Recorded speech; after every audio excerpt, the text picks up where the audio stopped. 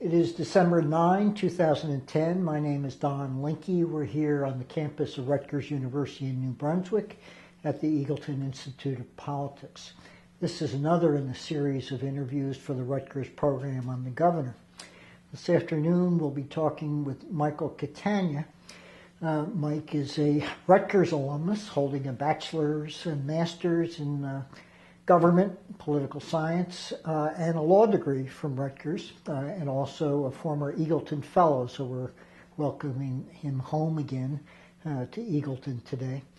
Michael has been at the forefront of the environmental movement in New Jersey and to some extent nationally over the years since he first started in government after graduating from Rutgers as a member of the New Jersey Legislature's nonpartisan staff working for the legislative committees, drafting legislation on significant environmental and conservation measures that we'll be talking about in more detail as we go along.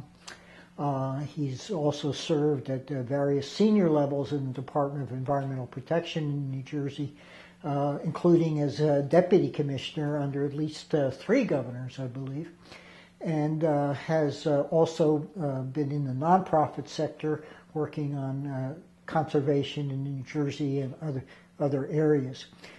Today he heads a company called Conservation Resources Incorporated that works with other conservation and nonprofit organizations trying to assist and protect the conservation movement and environmental movement in New Jersey, which may be under some attack in the current climate.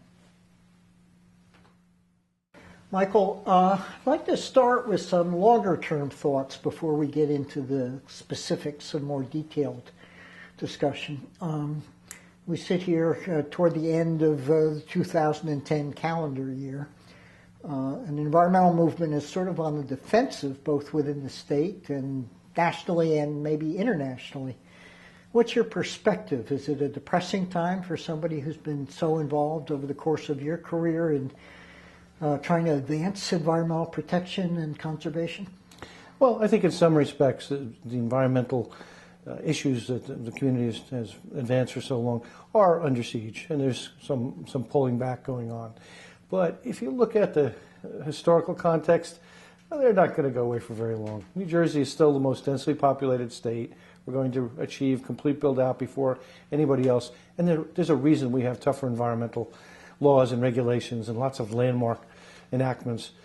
These issues are not going to go away for long. The economic downturn has taken a toll on, I think, people's willingness to have environmental issues be paramount, but that's not going to be long-term. I think it's coming back, and I see a couple promising signs already. Particularly, one that I would note is the environmental community has gotten together to form something called the League for Conservation Voters. The environmental community is going to start doing endorsements, doing a scorecard of the legislature and the executive branch, and being much more politically active, which by and large, with a few notable exceptions, they really haven't done. So I think they're going to use this downtime to kind of retrench and come back, I would suspect, stronger than ever. Now, you've published some opinion pieces critical of the current governor, Chris Christie, on conservation and environmental issues. Are you concerned that he's going to roll the clock back? Well, I'm concerned with the signals that they're sending thus far. There hasn't been any much actual rollback, but the rhetoric is more than a little disturbing. So I've been doing a series of opinion pieces on New Jersey Spotlight that address things like, there's been a lot of talk about, does New Jersey really need to exceed federal minimum standards, which is really actually quite silly because we actually have to have tougher standards given our geography, given our history of environmental problems, and voters have always demanded that, and they really don't want New Jersey to have the Mississippi air standards or the Louisiana solid waste standards. We need better protection than that. There have been other issues too. I mean, the governor has recently said he was skeptical about whether or not climate change is caused by human beings, and some rumblings that perhaps New Jersey will pull out of the Northeastern Regional Greenhouse Gas Compact. It's not in New Jersey's interest to do that long term. We're a coastal state. We're going to be treading water pretty quickly and before other people. It's going to have a huge impact on our economy, on our tourism, on our agriculture, as well as our environment. So, I mean, it's one thing to to make jokes about those things and to kind of pander a little bit to extremist views.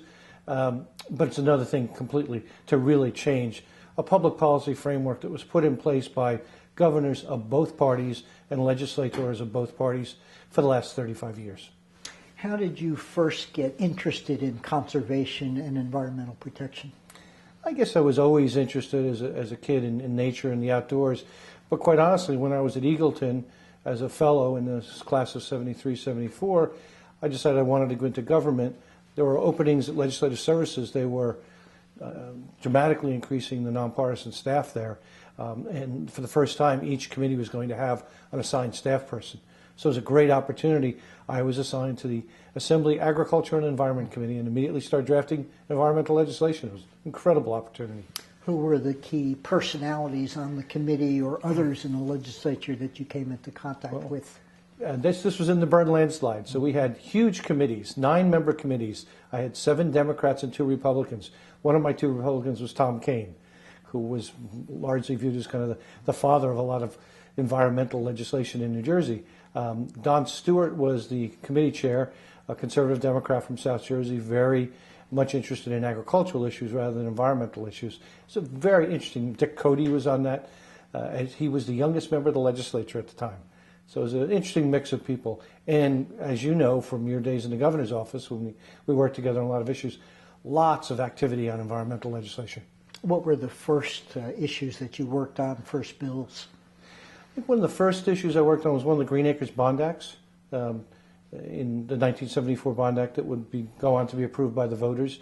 And it was very interesting because Tom Kean had been the sponsor of it.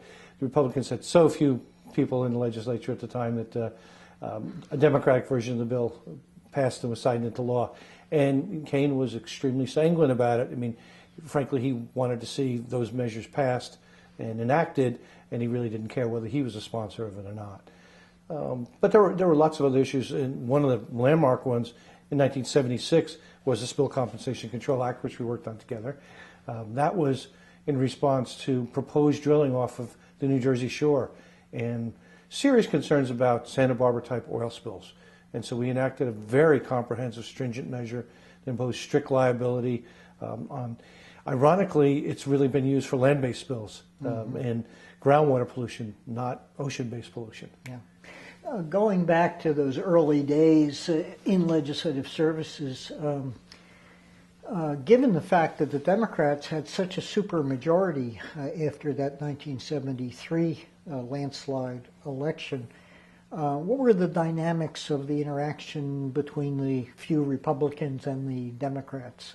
Tom Kean was always viewed as somebody, I guess, who could reach across the aisle, including when he got elected Speaker with the help of Democrats right. before this. But I assume it was fairly collegial because it was not close. Yeah, it was. Not only was it collegial because the individuals were used to working with the other party, but those were different times, and the legislature was a much more collegial institution then. And I mean, I drafted a lot of legislation for Republicans, which in today's climate wouldn't have even been ever heard in committee. A lot of legislation for Tom Kean and other Republicans. It was not a huge issue. Describe the role of a staffer for legislative services, at least in those days. In those days, there was very little in the way of what we now refer to as the partisan staff. So the committee chairs did not have any individual staff from the party assigned to them. They had the individual from legislative services. So it was a very close relationship. And, we helped the committee chairs set the agenda. We drafted lots of legislation, did all of the amendments, did the negotiations with the governor's office, with lobbyists, with executive departments. So it was a wonderful role and a great way to learn how government works. I mean, I was, 6 months out of graduate school and giving Tom Kean advice on drafting environmental legislation. I mean, I kind of wondered why anyone would listen to me then. Was there any training program as to how to do the job? Well, it was a very rigorous kind of writing and research training program. But in terms of the substance of it, it was, you kind of learned it on your own. I mean, very few people had a substantive background. They tended to hire people straight out of graduate school. A lot of Rutgers PhDs and people with master's degrees. In fact, I think we probably covered most centuries with PhDs in the history department from Rutgers, who at the time the academic teaching market wasn't great. So we had a phenomenal group of talented people who had published and were very good researchers that were giving the legislature advice on a whole variety of issues. Describe, if you can, a sort of typical process that a legislator has an idea or he sees something in the newspaper, says, I want to introduce a bill on this. Yeah. Is it that simple, or is it more complicated? Well, it can be that simple. It can be very complicated. I'll give you kind of a funny, humorous version of it, and then a more serious version. One of my colleagues, Steve Frack, used to love to tell a story when people asked him to describe his job at Legislative Services. And he would recount the following story. He said, I was sitting in my office the other day, and a assemblyman walked in and asked me to draft a piece of legislation that required fishing and crabbing platforms on every bridge in New Jersey. He said, and I suggested that we limit it only to bridges that go over water. And that's kind of what we did. The truth of it was, though, there was a lot of research to be done, mostly in terms of finding out what had been tried in other states, looking at other state statutes, of seeing where it fit into the existing body of law, what needed to be changed. These were typically ideas that either the legislator had directly or a constituent brought a problem to them. And usually there wasn't really a specific instruction for the legislation. It was, here's the problem, how do we solve this? Sometimes the problem was that you needed to change the law to solve the problem. Sometimes the law didn't address it at all. You needed to draft something from whole cloth, and then you would go and research what other states were doing on that issue. But frankly, New Jersey was a real laboratory in those days. And it was very seldom that we got to look at other state statutes and cross out Connecticut or Colorado or Michigan and put in New Jersey. People were doing that with what was going on in New Jersey. And that made it really exciting and really a wonderful experience for a young professional. Let me step out of my interviewer role for a second and tell a story about legislative drafting, which I had very little skill for. But at one point during the Byrne administration, we wanted to do a deal to amend the Coastal Area Facilities Review Act to tighten regulation over the beach area in return for weakening it inland. Right. And we needed to have a definition of beach. Right. And I remember calling up here to Rutgers, and I think it was Lee Merrill, who was a professor of marine biology, I'm not sure at the time, and said, could we get some sort of definition of beach that we could put in the legislation? And a few weeks later, I had to call him back because he hadn't called, and he said, well, we've discussed it, and the best we can come up with is loose, sandy area. And I said, well, suppose there's a hurricane and the sand gets blown onto Main Street. Does that mean the state now has control over Main Street? And so we stopped asking Rutgers for advice.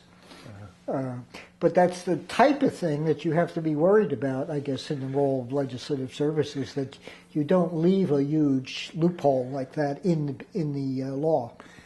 Yeah, it was always a challenge to figure out how to actually solve the problem you were trying to solve without creating 3 new problems that you hadn't anticipated, particularly because the style of legislative drafting then was very stilted and it was like contract language. It's now gone to much more plain English. So for me, it was a wonderful challenge because you would sit in committee meetings and people would have these fairly esoteric, high-level discussions of what they wanted to accomplish with absolutely no direction of how to draft it. And I remember asking members of my committee, former Assemblyman Lou Bassano, for example, I remember asking him, can you go into a little more detail, so we can get the amendment drafted? And he said, don't worry about it. The people from Legislative Services will figure it out. I said, okay. I said, do you know that I work for Legislative Services? He said, are you one of the people who figures out those amendments? I said, yeah, and it's really helpful if you kind of explain to us what you're trying to accomplish, because after you leave the room and, before the board closes tonight, we've got to come up with language to do that. And it was always a challenge, but it was great training. Who were the legislators that you worked with who were more into the detail of what they wanted to do? Well, Byron Baer would certainly fit into that category. He was an assemblyman from Bergen County. He's now passed away. Byron was one of the people who read everything you gave him, gave you marked up copies, and it was kind of like creative writing class. And talk to you for 3 hours about it. Yes, and usually the conversation would begin at about 10 or 5 when you were, trying to think seriously about wrapping up your day. He was very, very committed, very serious and earnest, and fairly intense. Most of the legislators in that day and age were not that involved in the details, but they were very, very much involved in the policy.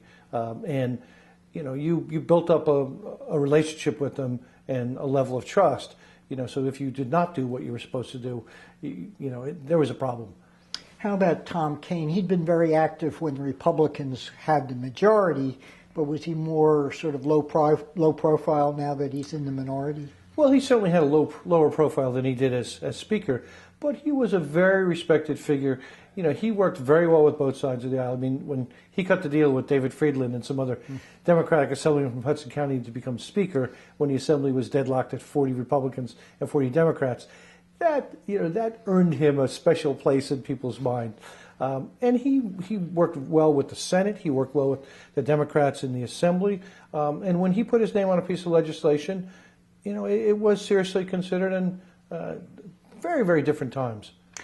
When you say earned him a special place, of notoriety or positive or negative? A force to be reckoned with, a positive. So that it was a political deal of skill. Yes. And certainly the Hudson County Democrats and other Democrats from big urban counties recognized political talent when they saw it. Apart from your committee, who are the others who sort of stand out in your minds as sort of colorful personalities? Well, one of my favorite was Senator Joe McCann, who was the chair of the Senate Energy and Environment Committee at that time.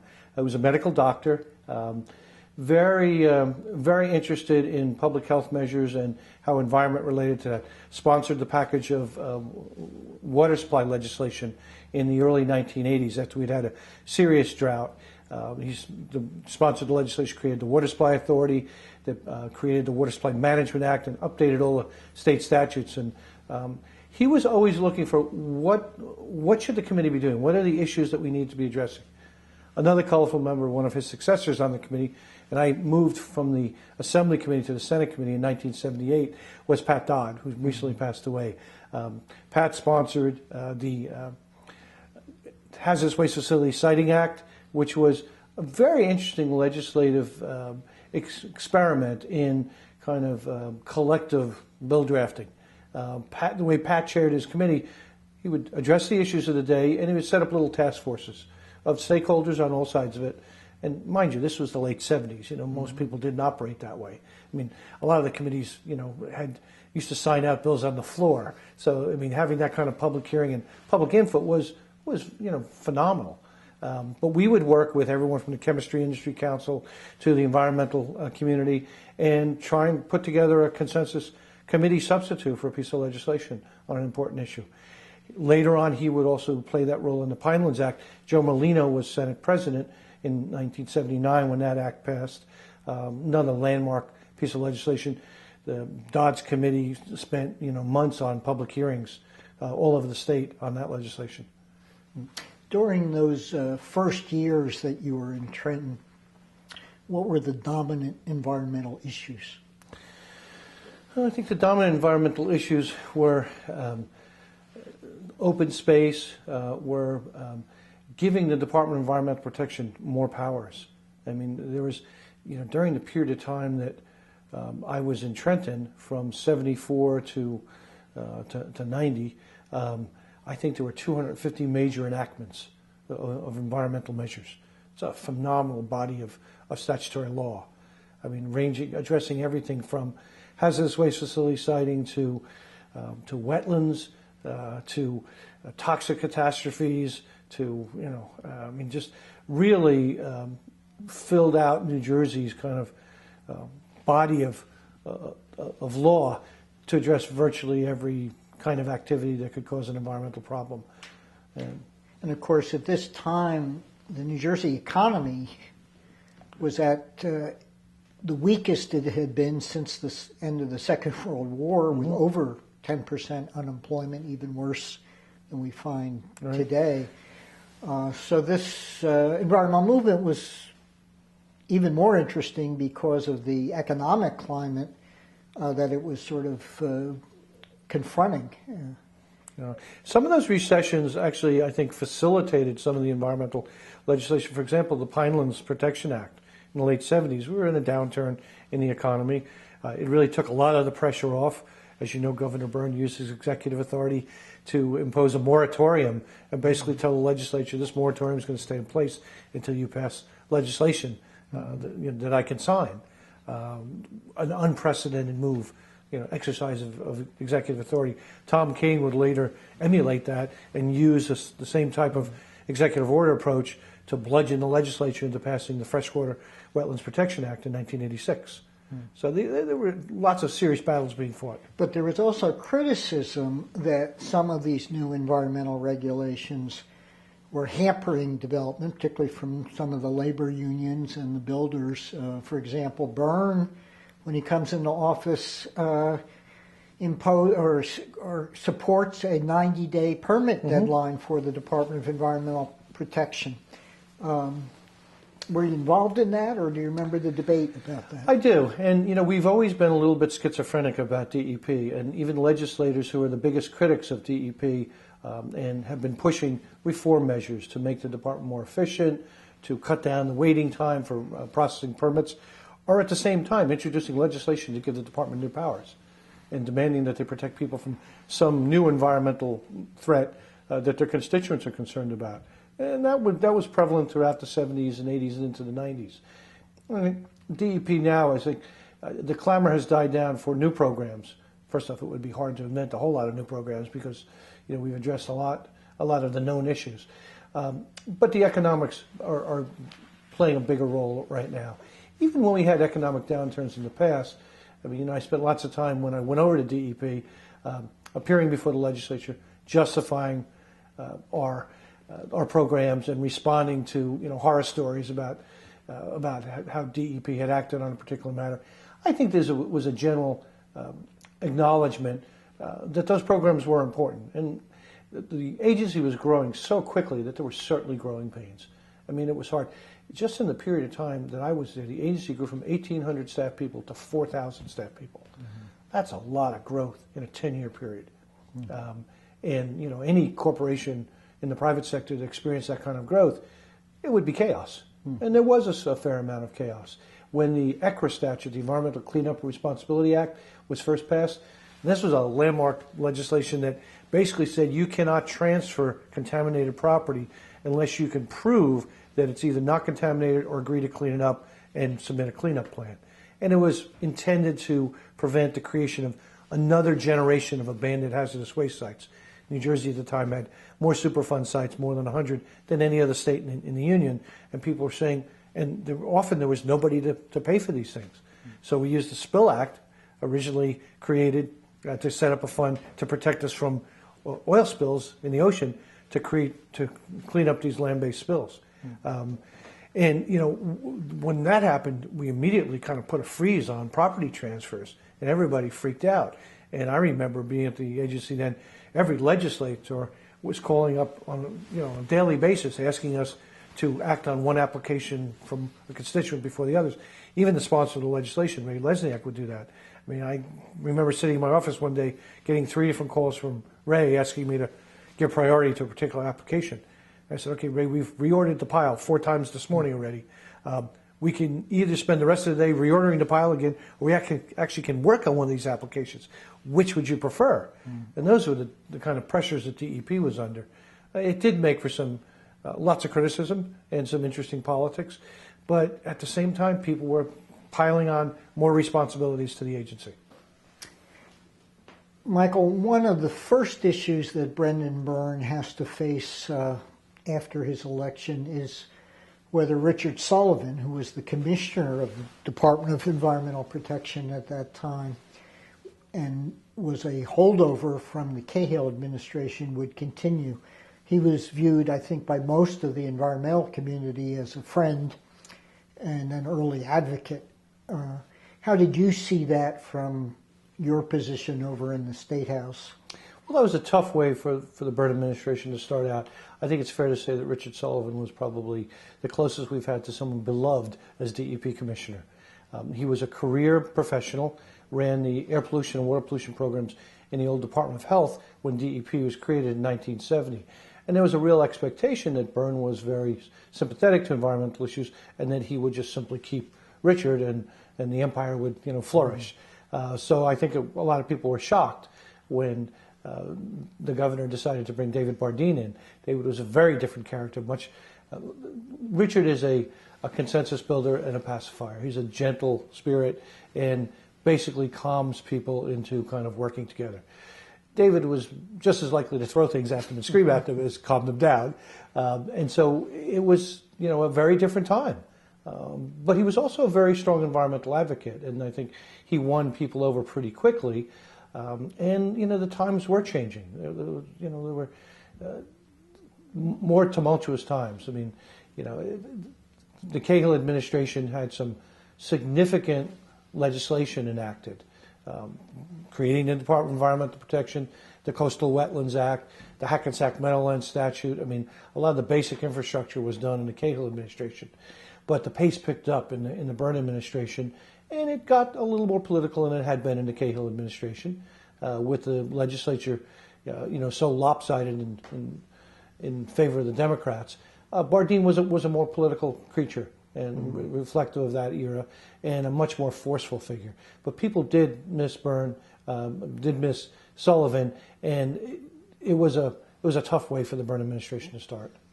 Did you get any scuttlebutt within the committee or from legislators as to the basis for Byrne's decision not to keep Sullivan and go recruit Bardeen?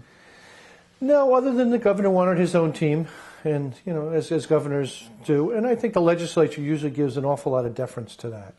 It was hard to argue that Bardeen was not qualified. He clearly was. He was masterful in his appearance before the Senate Judiciary Committee, and I think was clearly a force to be reckoned with, and I think the legislature deferred to the governor. Now, mind you, I think there were 66 Democrats out of 80 in the Assembly at the time, and I think there were 13 Republicans in the Senate. So, this was not something that was anybody was going to lead the charge on. What was your first significant contacts with David Bardeen? Actually, David Bardeen called me one day, and I was sitting in my office to complain about the fact that some legislation he wanted to see moved was not on the agenda. I was frankly shocked. I mean, I didn't think DEP commissioners did that. I mean, they had lots of people working for them that did legislative liaison work, but that was David. It was the beginning of a long-term relationship that I still maintain with him. When David had something on his mind, he spoke his piece, and you knew about it. And he wanted to know, why isn't this moving, and what do I have to do to get it moving? Why don't you describe somewhat his physical appearance and his style? Well, as opposed to Richard Sullivan, who was kind of kindly and somewhat grandfatherly even when he was a little bit younger, David was tall and vigorous, wore sandals, had a big bushy beard, and walked to work. He was kind of every business lobbyist's nightmare come true, because he looked the part of the crusading environmentalist. And he would pound on the table and thunder about his beliefs, and he was not a shrinking violet whatsoever. Mm-hmm. What was the first issue, apart from the bill, that he called you about that you remember that he really wanted to get through the legislature? Well, I think that he was concerned about what the legislature was going to tag onto what we could now call the 90-Day Act, that put DEP under a clock to make this permit decisions. He wanted it limited to specific programs. He wanted to make it very clear that the 90-day clock started ticking after an application was deemed complete, not after it was submitted, and that he had the ability at the end of the 90-day period to say, okay, the answer is no, or you can give me more time, which was actually a very astute move on his part, because that's how DEP really survived the implementation of that, because when faced with, the act said DEP had to make a decision. So you could offer the applicant, okay, the decision is going to be no, unless you give us more time because we need more information. So he largely blunted any real negative effect of that act on DEP and took a very direct and personal role in it.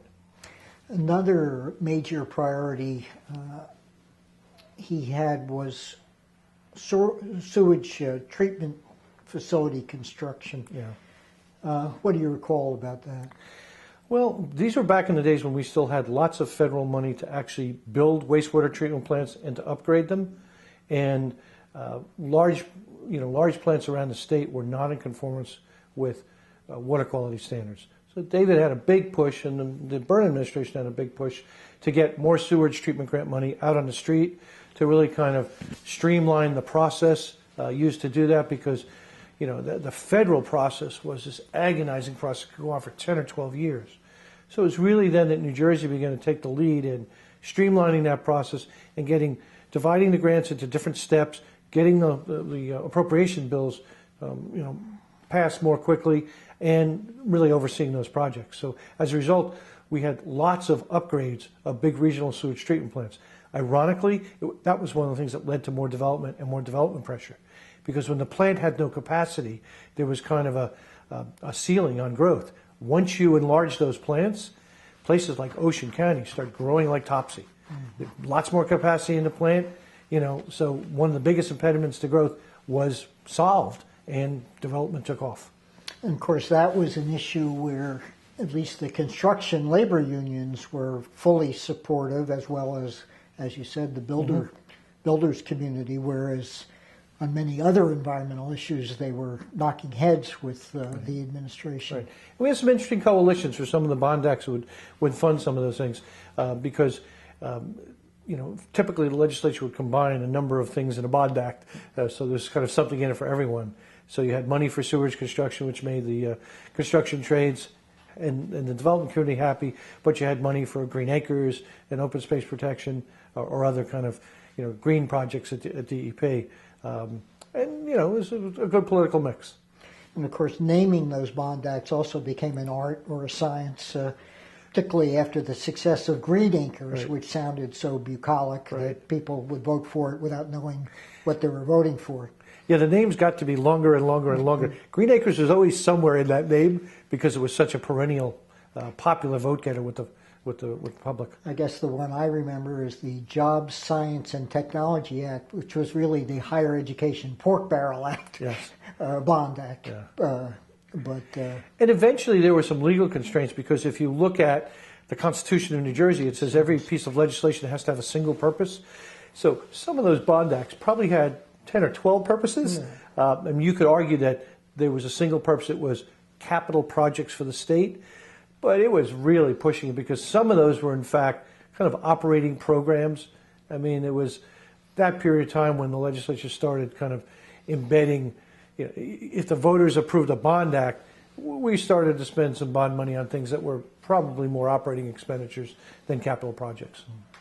Now, one of the issues that started in the first term, I think you were more personally involved later in the second term, but was the authorization of casinos in Atlantic City. You mentioned Senator McGahn, who was the senator from Atlantic County.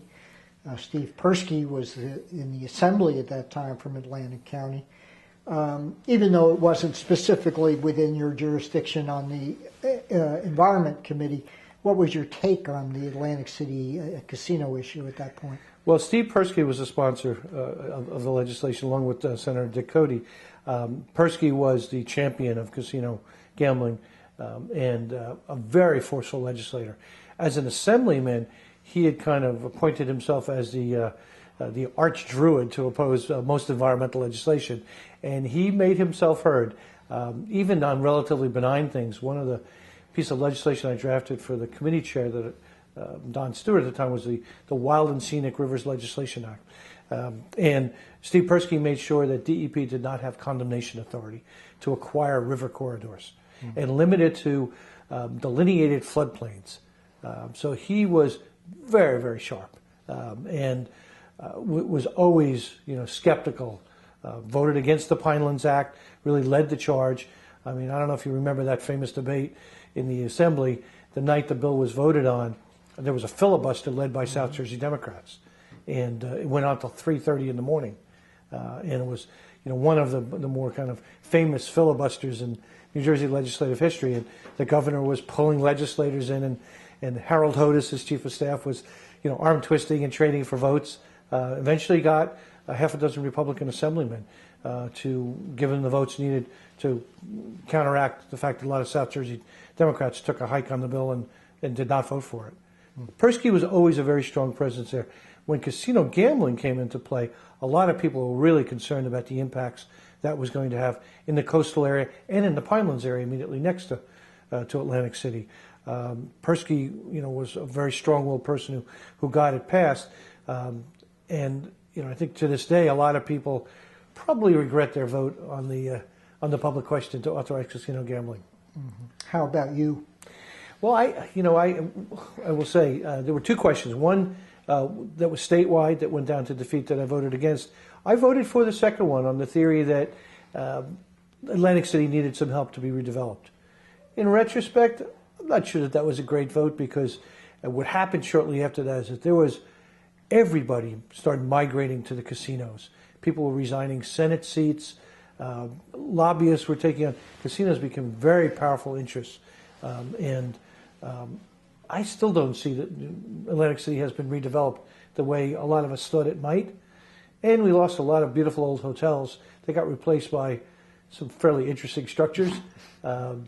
So I'm sure it's generated a lot of revenue and a lot of jobs, but it's also created some problems. And I'm not sure how much Atlantic City has directly benefited from it as much as it might have. Of course, in the beginning, I guess most people were uncertain how much Atlantic City would develop as a result of casinos. Or at least some people were saying they weren't sure whether this was going to be an economic success. So the impact more regionally, I guess, was in doubt. Yeah, although I think that the perception that was used to sell it was that this would be something. Once we limited it to Atlantic City, the benefits would be focused there, and we would see Atlantic City rise again to reassume its place as kind of the queen of resort cities that it had once been. We'll talk in much greater detail about the Pinelands, but we've asked Brendan Byrne in this series of interviews whether he saw the link between preserving the Pinelands and the spurt of growth that was going to happen in Atlantic City as a regional concept from land use planning. And he said no. He saw them as totally separate issues. How about you? I remember being concerned at the time that this was going to put a lot of pressure on parts of the Pinelands in the Atlantic County area. But the lines were drawn in such a way that they actually were separate. Atlantic City was outside the Pinelands, and although Dan Weissman will go to his grave not believing this, we chose in drawing the boundaries to use the Kaffir line. Dan Weissman referred to it as Persky's thumb and forefinger that were exempted from the statute. You can give Steve Persky credit for an awful lot of things in changing statutes because he was very forceful. That was one that was simply an internal decision that was made that not to have an overlap in those two areas. And the growth had to go somewhere. I mean, the Pinelands Act has worked because there were regional growth areas. There was an acknowledgement made that there's going to be a lot of pressure for development in the Atlantic City area, and you were going to need to have kind of a satellite regional growth area in the Great Egg Harbor area, in the Galloway Township area, where we've had an awful lot of development. And in a sense, that was kind of assumed that you were going to have that development there in order to preserve the rest of the Pinelands. And that's largely how it's played out. Let's talk about some other issues. You've mentioned the Spill Compensation Act, but at the time, the federal government was at least discussing leasing deepwater drilling off the New Jersey coast. What do you recall about that and the position that the department was taking and the administration? Well, there was an awful lot of concern. I remember going out to a drilling platform, the Exxon Glomar Explorer, in 1976, off 60 miles off the coast of Atlantic City, with a group of legislators to meet with industry and see how this all worked. There were real concerns at the time that the New Jersey shore was going to get hammered. There would be a major oil spill. The beaches would be fouled, and if it happened between Memorial Day and Labor Day, the economy would really suffer, and a lot of people would get hurt. And so the legislature responded by enacting one of the toughest environmental laws that's ever enacted. I mean, the things that are in the Spill Act, as you know, not only strict liability and joint and several liability, which means if 3 people are responsible. You can go after the one with the deepest pockets and not worry about the others. But it also gave DEP a real club because it gave them directive authority to direct polluters to clean things up. And if they didn't, the state would use public funds based on the tax that was enacted on petroleum and chemical products, and then send them a bill for 3 times the damages. And there was no pre-enforcement review. You had to wait until afterwards to argue about it. So DEP used that authority to really force a lot of people to clean up an awful lot of sites, particularly in the Kane administration when Bob Huey was DEP commissioner. I mean, he really was very forceful in targeting the cleanup of hazardous waste sites. And the Spill Act was, just the strongest act in the nation at the time. In some ways stronger than the Federal Superfund Act. I recall in my own involvement that the leader of the petrochemical industry's position was Robert Wilentz, as a lawyer representing the industry, and of course he was related by marriage to the Hess family, from Amarada Hess. Did you have any contacts with him at that time? Oh, lots of contacts. Actually, it was very interesting because at the time the Spill Act was passed, I was still staffing the Assembly Agriculture and Environment Committee, and a fellow named Dave Maddock was staffing the Senate Energy and Environment Committee. Of course, we shared a very small room that was a committee meeting room, and our desks were about 10 feet apart. Wilentz would call each of us regularly, when the bill was in the Senate, and then when the bill was in the Assembly, he would call me, and lobbied fiercely and gave us pages and pages of amendments to seriously weaken the statute. It was really quite funny because when the bill made it over to the Assembly, he actually made a personal appearance one day, and for the first time realized that David and I sat 10 feet apart and had obviously been listening to each other's conversations. And so, I was Where he well was trying prepared. to divide and conquer. Yes. And he was telling me what the Senate would accept, and he was telling David what the Assembly would accept. We would just roll our eyes and look at each other, and some changes were made, but the act came out pretty tough. Now, at the time, the chairman of the Senate Energy and Environment Committee was John Russo from Ocean County. Who was a sponsor. Yeah, he was the sponsor of the legislation and pushed it very strong. John was a very strong committee chairman. You did not mess with him if you ever wanted to get a bill out of his committee. He was bound and determined to get a very strong piece of legislation out, and did. I mean, the district he represented was the district that, where people were most worried about the impact, and not just to the beaches, but to the tourism industry. It was viewed as a real economic threat, much more than an environmental threat.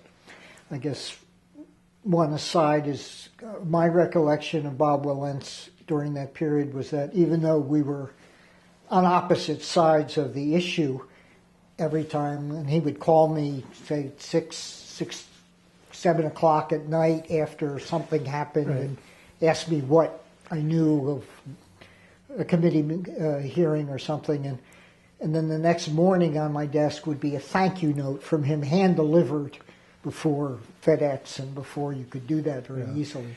Always an extremely gracious person, which I think made him more effective. I mean, even as, we were kind of jockeying, he was, trying to get some inside information and demanding changes. He was incredibly gracious. I was a young kid staffing a committee. I mean, but he was astute enough to know that it was good. It was good to be friends with the staff, and he never abused, his position. He was always very gracious and appreciative. And of course, another fortuitous piece of language that was put in the bill was, even though we were all focused on oil at the time, I guess we came up with the idea, well, it could be a toxic chemical rather than oil, and we did define the substances broadly as toxic chemicals, which later became the real significant piece of the actual working of the legislation. And in fact, that's how the Spill Act has been used. Probably, I would think, 95% of the cases have been land-based chemical spills rather than petroleum spills. The other thing that we did, and I think we had no idea what the impact would be, is that we provided compensation and created liability for natural resource damages. Thinking that fishermen might have their fishing grounds despoiled by oil, or clammers, or people like that. And in fact, the application of that has been much broader. And today DEP has a very aggressive natural resource damage program, which is based on that language in the Spill Act, which basically says that not only do you have to clean up the contamination, but you have to compensate the state for the damage to the resource and for the loss of use of that resource for whatever period of time. Mm-hmm. So DEP now routinely orders people who created a groundwater plume of contamination that impacts 26 acres to replace those 26 acres, to go out and buy it or to fund the purchase of it or to donate corporate-owned land or whatever. I mean, I don't think in our wildest dreams that we would have thought that that's what we were setting in place. So it was, it was quite prescient. The reenactment of Superfund would include similar legislation years later. Yeah, and of course the Superfund essentially took many of the elements of the New Jersey legislation on a national level. Absolutely, and happened after the Spill Act was enacted. Yeah. Any other issues in that first Byrne term that you wanted to talk about? No, I think the Pinelands is really kind of the overwhelming one. I mean, I know that Governor Byrne says that when he thinks back about his legacy, to me that is still, it's almost incomprehensible that passed as easily as it did, and it really goes to show two things. One, that when the governor of the state of New Jersey puts his mind to something, his or her mind to something, they are the most powerful executive on the state level in the country. Byrne was willing to push all the chips to the middle of the table, get that enacted.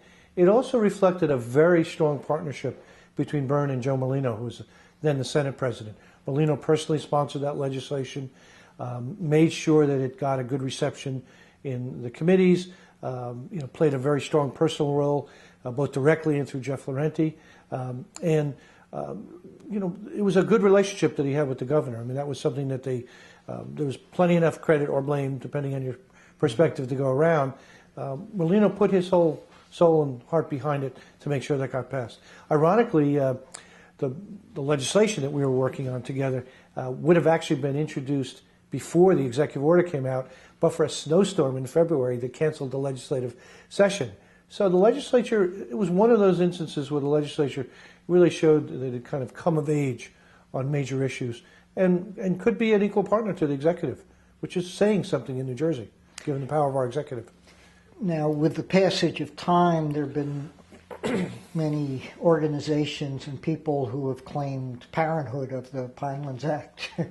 But as I recall, being a contemporary with you in Trenton at the time, this was really not very high on the environmental agenda of the professional environmental groups or activists at the time.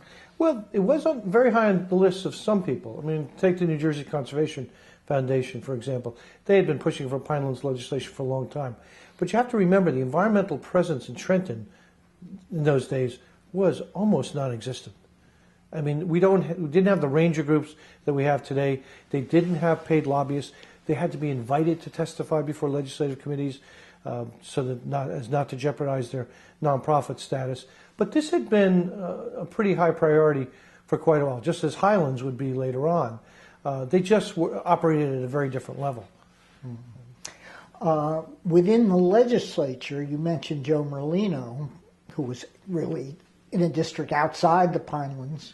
Most of the legislators representing that area were opposed to the bill. Were there any other sort of heroes who stepped up? Sure. Carrie Edwards, the late Carrie Edwards, was a Republican legislator Assemblyman from Bergen County at the time. He and Doc Filane, a Republican from Ocean County, basically threw in with the administration. Also got some consideration of some of their legislation that was passed subsequently, but stood up and and voted in favor of it. So there was enough Republican support to offset the South Jersey defections. Jerry Stockman was an assemblyman at the time in the same district that Joe Molino represented in the Trenton area. He moved the bill on the floor of the assembly that night, and it was interesting because I remember Don Stewart was still my committee chair at the time. I was just in the process of moving from the Assembly Committee to the Senate Committee and was staffing the Senate Committee at that moment. But Stewart came to me and said, "You have to write me, I'm going to lead the filibuster. I need questions to ask the sponsor." So I wrote him 3 pages of questions. Stewart sat 2 seats away from Jerry Stockman. So from 8 o'clock at night until 3:30 in the morning, I wrote questions for Don Stewart and sat there with Jerry Stockman helping him answer the questions. It was a truly surreal experience. And when we ran out of questions, I would scribble more questions down. And Stewart would tease me and say, "This time write questions you don't know the answers to." And it was live theater. But in many ways, it was the legislature at its best. The issues, that was an important issue of the day. It was thoroughly debated, and there were clearly two sides that gave it their all, and the bill was passed, and Burns signed it just a few days later. Well, going back to the beginning and your story about how much direction you got from legislators in drafting bills, I recall that when Brendan Burns said he wanted to preserve the Pinelands, he had no idea at all how to do it. And when we on the staff were given the assignment, we sort of threw up our hands trying to figure out what to do. And I remember looking at the Adirondack Park legislation, which is a very detailed law specifying all sorts of things as to what could and could not be done. But then trying to figure out exactly, what could be done. How about your own experience? So what did you look at? What did you reject? So forth. Well, a lot of it we just made up out of whole cloth. Now, we did have the federal legislation to start with. When Jim Florio was a congressman, he got a section put in the National Parks and Recreation Act of 1978, Section 502, and it authorized the creation of a planning entity for the New Jersey Pinelands. But really not at the beginning, not when the legislation first was getting No, approved. that came on and we had to kind of craft it in. So, we basically lifted whole cloth, the language from the Federal Act, but we decided that we needed the commission we were creating to be a regulatory entity, not just a planning entity. So we had to give it a full range of powers. So we looked at things like the Hackensack Meadowlands Commission, the Delaware Raritan Canal Commission, and the kind of regulatory authorities that those regional planning bodies had. But then we realized we needed to do something different because this was essentially a super zoning plan that a state agency or a regional agency was going to tell counties and municipalities, in this case 7 counties and 55 municipalities, that they had to conform to.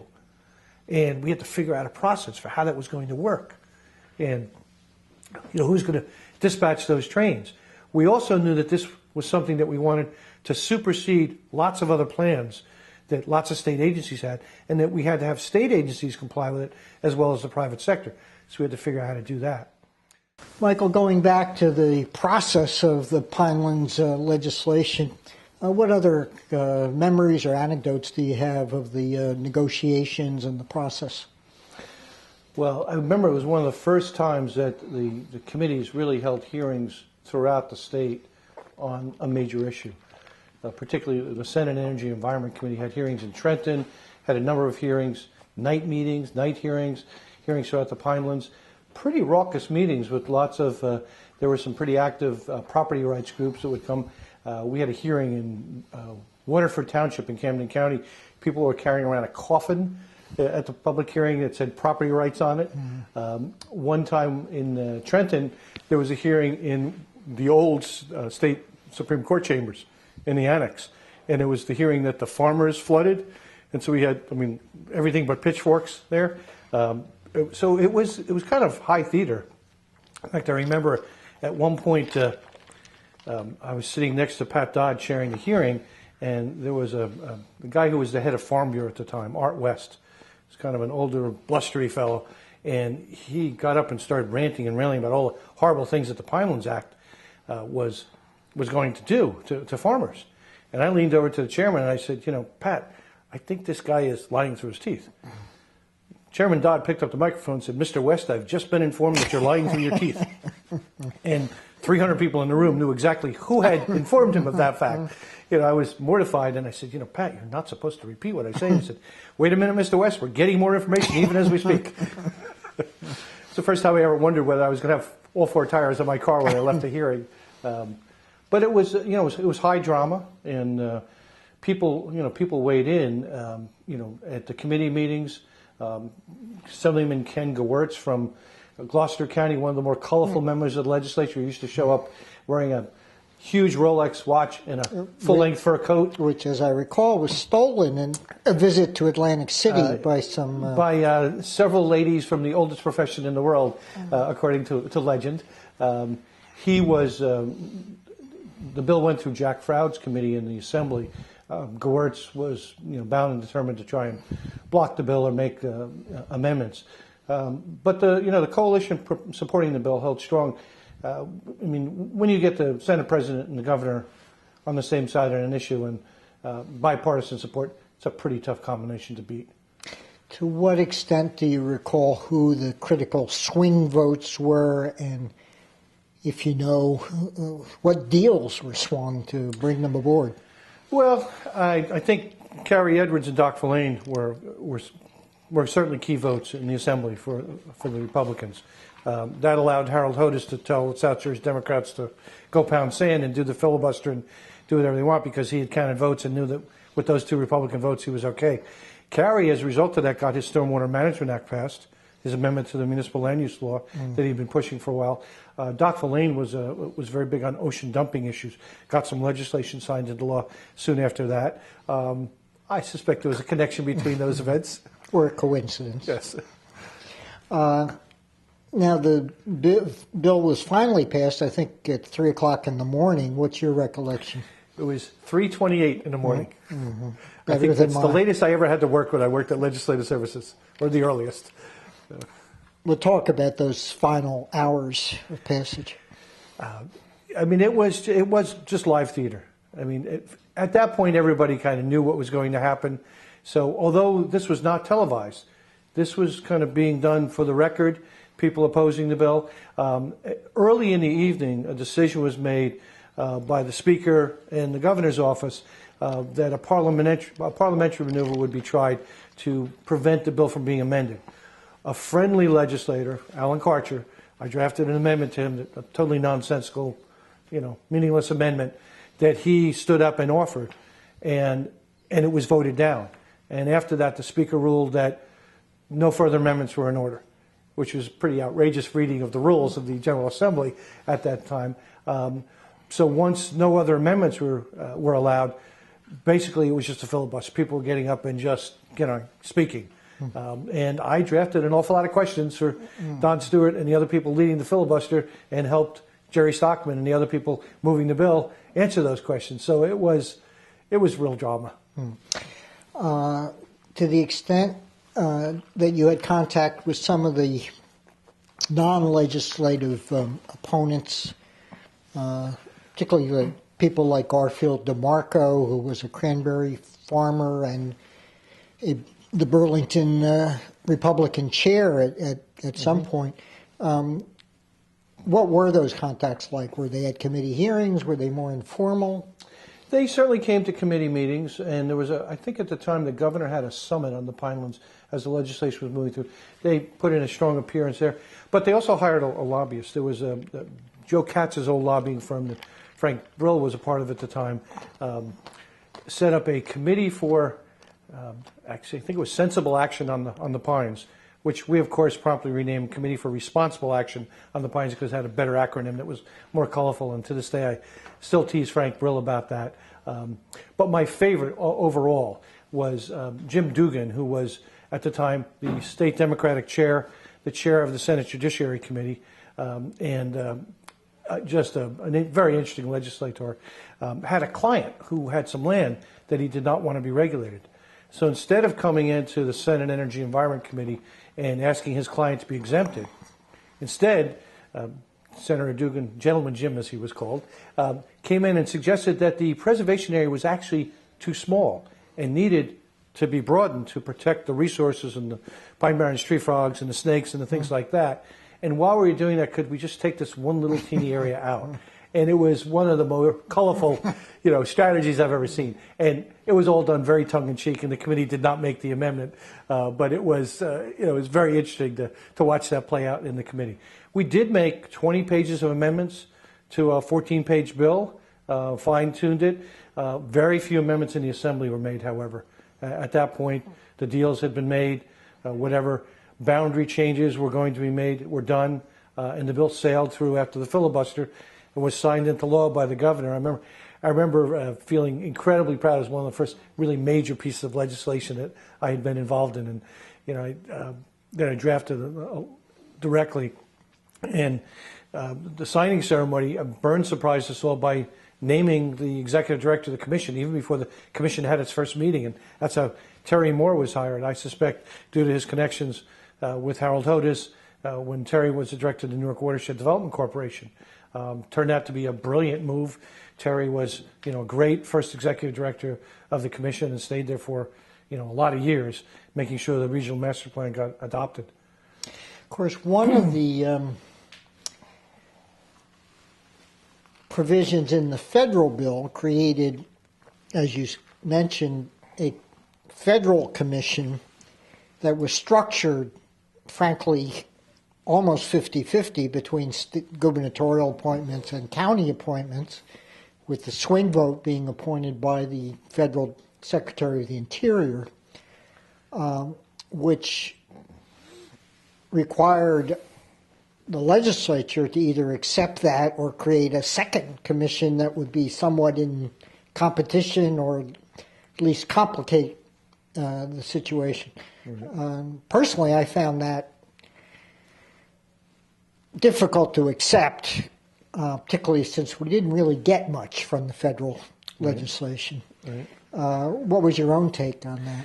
Well, I guess early on, I'm not sure that the federal legislation helped all that much because it was fairly weak in terms of what we were trying to do. I mean, it was designed to be a planning entity to create a plan that may or may not ever be, implemented. And since that was its goal, it had a membership that was, reflective of every single stakeholder interest. It had one representative appointed by either the freeholders or the county executive of each of the 7 counties, 7 representatives appointed by the governor, and the Secretary of Interior appointed what could have been the tiebreaker. We were kind of stuck with that. We decided early on to make the federal planning entity the State Pinelands Commission and to give it additional authority, and we're pretty much stuck with the membership. Otherwise, we would have had this bizarre situation with a planning entity and a regulatory body, and they would do the plan and the others would implement it. So we just put them together. It's created a lot of dynamic and political tension throughout the years because the balance has always been fairly tough. But I would say that in the early years, the governor made Frank Parker the first chair of the Pinelands Commission, a Republican from Morris County. It was probably a brilliant move. Frank was very much like a Richard Sullivan type character, very respectful, very calm and quiet. And Frank forged a relationship with a number of the county representatives, Bob Shin in particular, would later become DEP commissioner, so that the vote on the plan had county support as well as gubernatorial support. And then Richard Sullivan followed him as chair. That kind of culture continued at the Pinelands Commission. So it settled down relatively quickly in terms of, there was a lot of controversy in the beginning, and a lot of people expected that it would be overturned or repealed, and there was one very, very strong effort that Senator Steve Persky made to thoroughly weaken the whole Pinelands Act. It was done when Dan O'Hearn moved from being DEP commissioner to counsel of the governor. Byrne nominated him to the Supreme Court. His nomination was pending before the Judiciary Committee, chaired by Steve Persky, and I was the staff person assigned to draft the legislation. And Persky was trying to totally undo the Pinelands Act. And I kept telling him that, in my opinion, Governor Byrne would never agree to sign this piece of legislation, and he had to realize that when in negotiating with his counsel, who was, appearing before his committee as a nominee to the Supreme Court, he was likely to get a rosier view from Dan O'Hearn than he would have from you or Governor Byrne. And it was just a fascinating situation. I mean, I still remember to this day when we had 4 or 5 negotiating sessions. I drafted this just horrendous bill to totally gut the Pinelands Act. And at the end of it, they stood up and shook hands. And, I had constantly warned Persky that, in my opinion, this was not a bill that was going to be signed by the governor. And the governor would do everything he could to prevent its passage. And Persky had a twinkle in his eye and said, we'll see. And they stood up and shook hands and, kind of sealed the deal. And I'll never forget, Dan O'Hearn turns to Persky and says, and now you should ask Michael what he really thinks of you and your bill. And I said, excuse me, Senator, but, I work for the nonpartisan staff. I draft whatever you want to draft. It's really irrelevant what I think of the bill. And O'Hearn says, no. He really thinks you're evil and the bill is horrible. And Persky turns to me and says, all the better that he has to draft it. The bill didn't pass. O'Hearn did get confirmed to the Supreme Court and served there successfully for many years. But Persky really never gave up his opposition to the Pinelands Act, and there were some other half-hearted efforts over the years, but that was the one that if it was something was going to happen, it would have happened then. Another issue that really, I guess, started in Burns' first term was the Tox Island Dam, and whether that would be constructed. What personal involvement, if any, did you have in that? I had a lot of involvement in that. I was actually the state's representative to the Delaware River Basin Commission for a number of years when I was deputy commissioner at DEP. In fact, even after I left DEP and came to teach at Eagleton, Jim Florio kept me as the state representative. So we debated Tox Island many times over the years, and finally the commission, which is a compact of 4 states and the federal government, voted to deauthorize it, which was a very significant move. I mean, for years, the federal government had been acquiring land and planning that as both a flood control project and as a water supply project. The counter argument to developing the dam was that the Delaware is the largest undammed river in the East, and this would dramatically alter it, and it would have created, when the reservoir was there, basically huge mud flats around a reservoir that would have been filled sometime and drawn down other times to maintain a passing flow at Trenton. Just for the record, why don't you describe the location? Location is in the Delaware Water Gap, an extremely scenic area, very, very rural, very popular with hikers and canoeists and boaters. Just one of the most beautiful places in New Jersey. In fact, very close to where the New Jersey environmental movement was founded, Sunfish Pond. When Tom Kane sponsored legislation to preserve that, in the late 60s, early 70s. So this was one of those kind of draw a line in the sand issues. And it was a very expensive project. The irony was that all the land acquisition took place. The federal government condemned lots and lots of private property, which is now what we know as the Delaware Water Gap National Recreation Area, never built the project, and was very controversial. The trade unions and business was pushing it very strongly as a major construction project. Lots of unhappy people got their homes and their businesses condemned and had to move out, and then the project never got built. So, but during the Byrne administration, the last nail was really put in the coffin, and the project was officially deauthorized and taken off the federal appropriation schedule. I recall one meeting where David Bardeen explained the options to Governor Byrne, saying, well, your choice is, to help the canoeists and the outdoors people as opposed to the people who like a big lake and have motorboats and want a picnic. And said he thought in terms of recreation, the choice was not all that difficult, or that it was a pretty even choice. It probably was, depending on your perspective, the type of recreation that you enjoy. And he said more people would use the lake than were using the river. I think that's true. The real issue, though, from an environmental standpoint, was a water supply issue. I mean, North Jersey, by and large, really relies on surface water that's impounded and stored in reservoirs to get us through droughts. The Delaware River Basin is constantly going into droughts. It's gotten worse since then. This project was viewed as the alternative to have more storage capacity to be used in terms of drought. It's been proven. And when Tox was deauthorized, we started looking for smaller alternatives to address the water supply benefits that it would have provided. There was a dam called the F.E. Walter Dam in Pennsylvania that the Delaware River Basin Commission, it was an existing dam, and they tried for years to enlarge it. The local congressman, for reasons I still don't understand, was against it. That dam never got enlarged. Locating a new dam ever since that time has been virtually impossible. So, of course, there were some projects like pipelines to interconnect. We did lots of interconnections. We did the Water Supply Management Act. Basically, the state took back water rights that the legislature had given away in the late 1800s. One of my favorite memories is the fact that that act basically said that people who had grandfathered water rights had to come in and re-register them and had to show that they were either using them or could use them in the immediate future. The legislature had chosen to give away the entire flow of the Passaic River to the Dundee Water Company. There's still a dam called the Dundee Dam, which that water company put in. They gave this company the rights to the Passaic River in perpetuity. And the Water Supply Management Act took those rights back. Obviously, there were legislative battles on that and judicial challenges, but they were upheld. So, we've had to really struggle to figure out how to address water supply issues.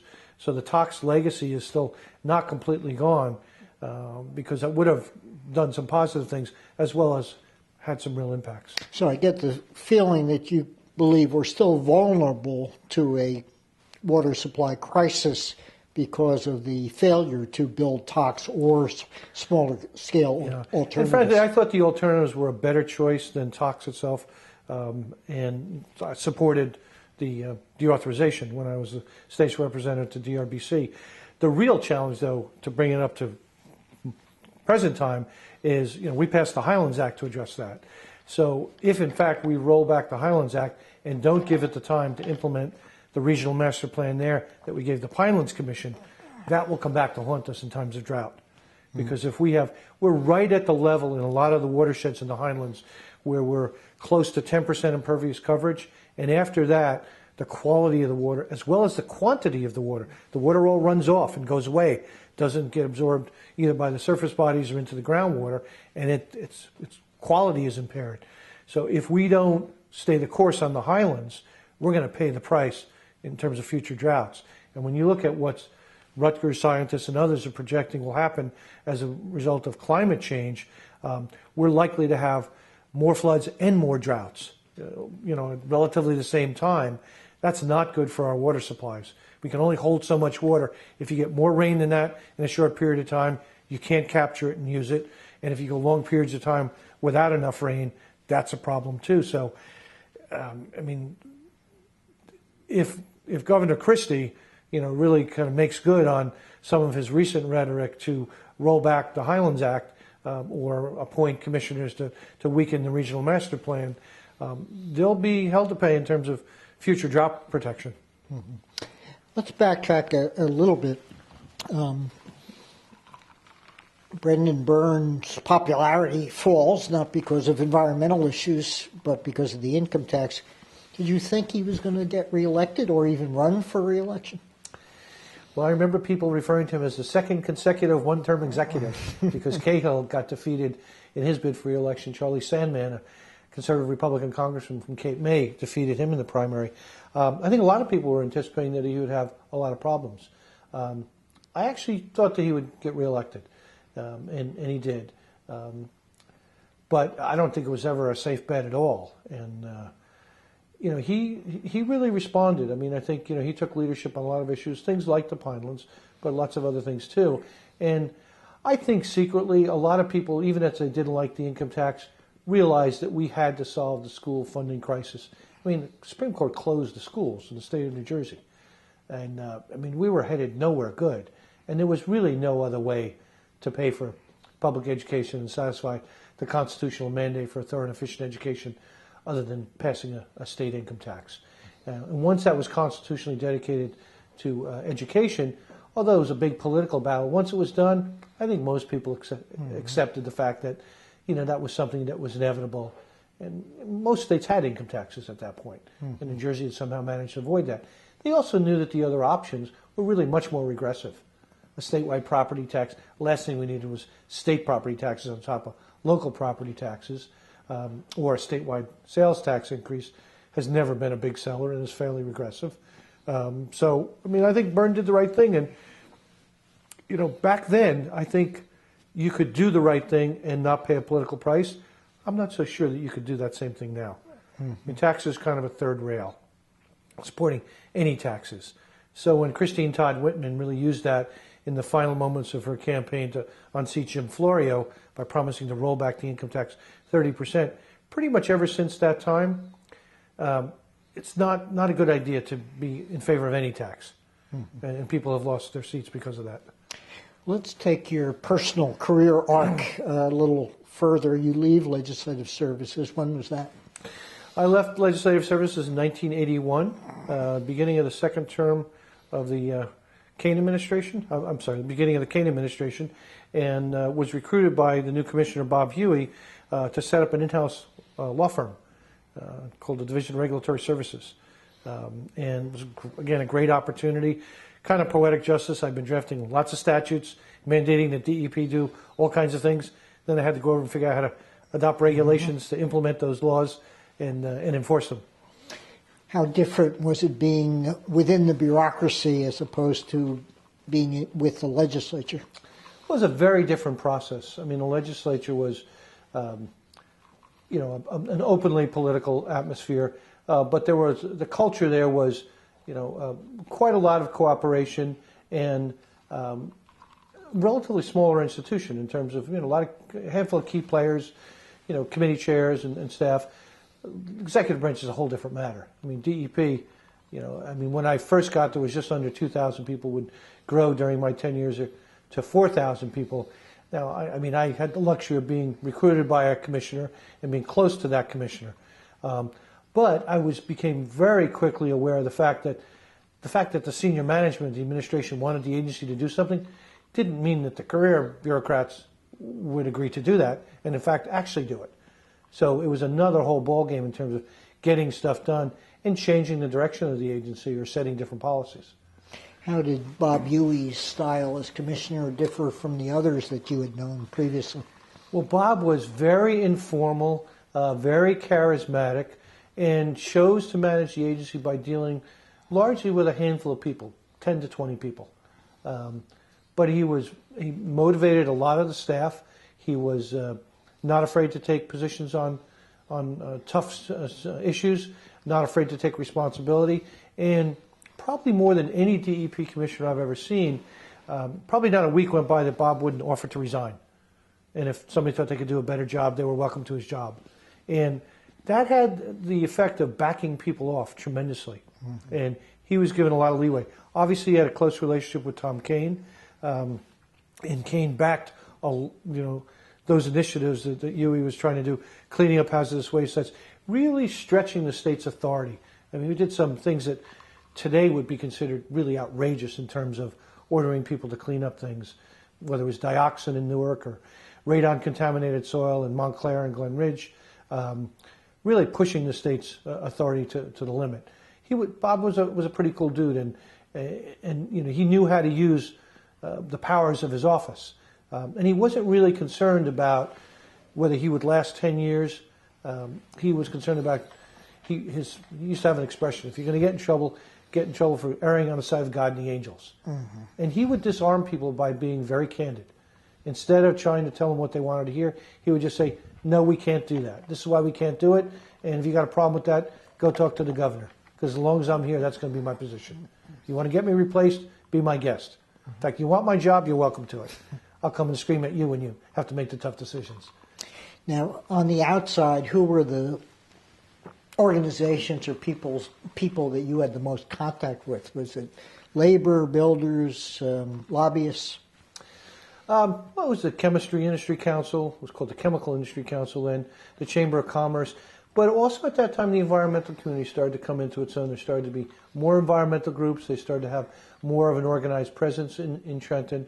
So there was a pretty wide range of groups. Municipalities and counties also started having a bigger voice in Trenton in terms of appearing before committees and letting their position be known. So it was a much more complex arena that started to take shape then. Mm-hmm. And one of the major environmental initiatives of the Kane administration was the freshwater wetlands program, which the Kane people sort of borrowed a little bit of the lesson from the Pinelands by issuing an executive order to shut things down and put pressure on the legislature for legislative action. What was your involvement? I was directly involved in some of the drafting of the statute and some of the negotiations, as well as preparing the executive order with your successors in counsel's office. And Kane really did take a page out of Burns' book by using his executive authority. Unlike the Pinelands Commission, where the legislation hadn't even been introduced before Byrne took that step, we had freshwater wetlands protection law acts introduced and considered in the legislature for several sessions. It never got through. The closest we got was, I think, a bill got through one house and then died at the end of the session. And this one was headed for the same fate. Maureen Ogden was the sponsor of it. The governor decided enough was enough. We've got to do this, and basically said, I'm going to impose a moratorium. And we had one last-ditch effort to negotiate. I remember sitting with Jane Kelly, who was assistant counsel to the governor for environmental matters at the time, sitting with her and representatives of the building community and their attorneys, and trying to negotiate an acceptable bill. And they were convinced that they had the votes and that there was no reason for them to make a compromise. At the end of the meeting, we said, okay, last chance. Otherwise, we've got an executive order drafted. Governor's going to sign, and we'll see you next building season. Mm-hmm. And they thought we were bluffing.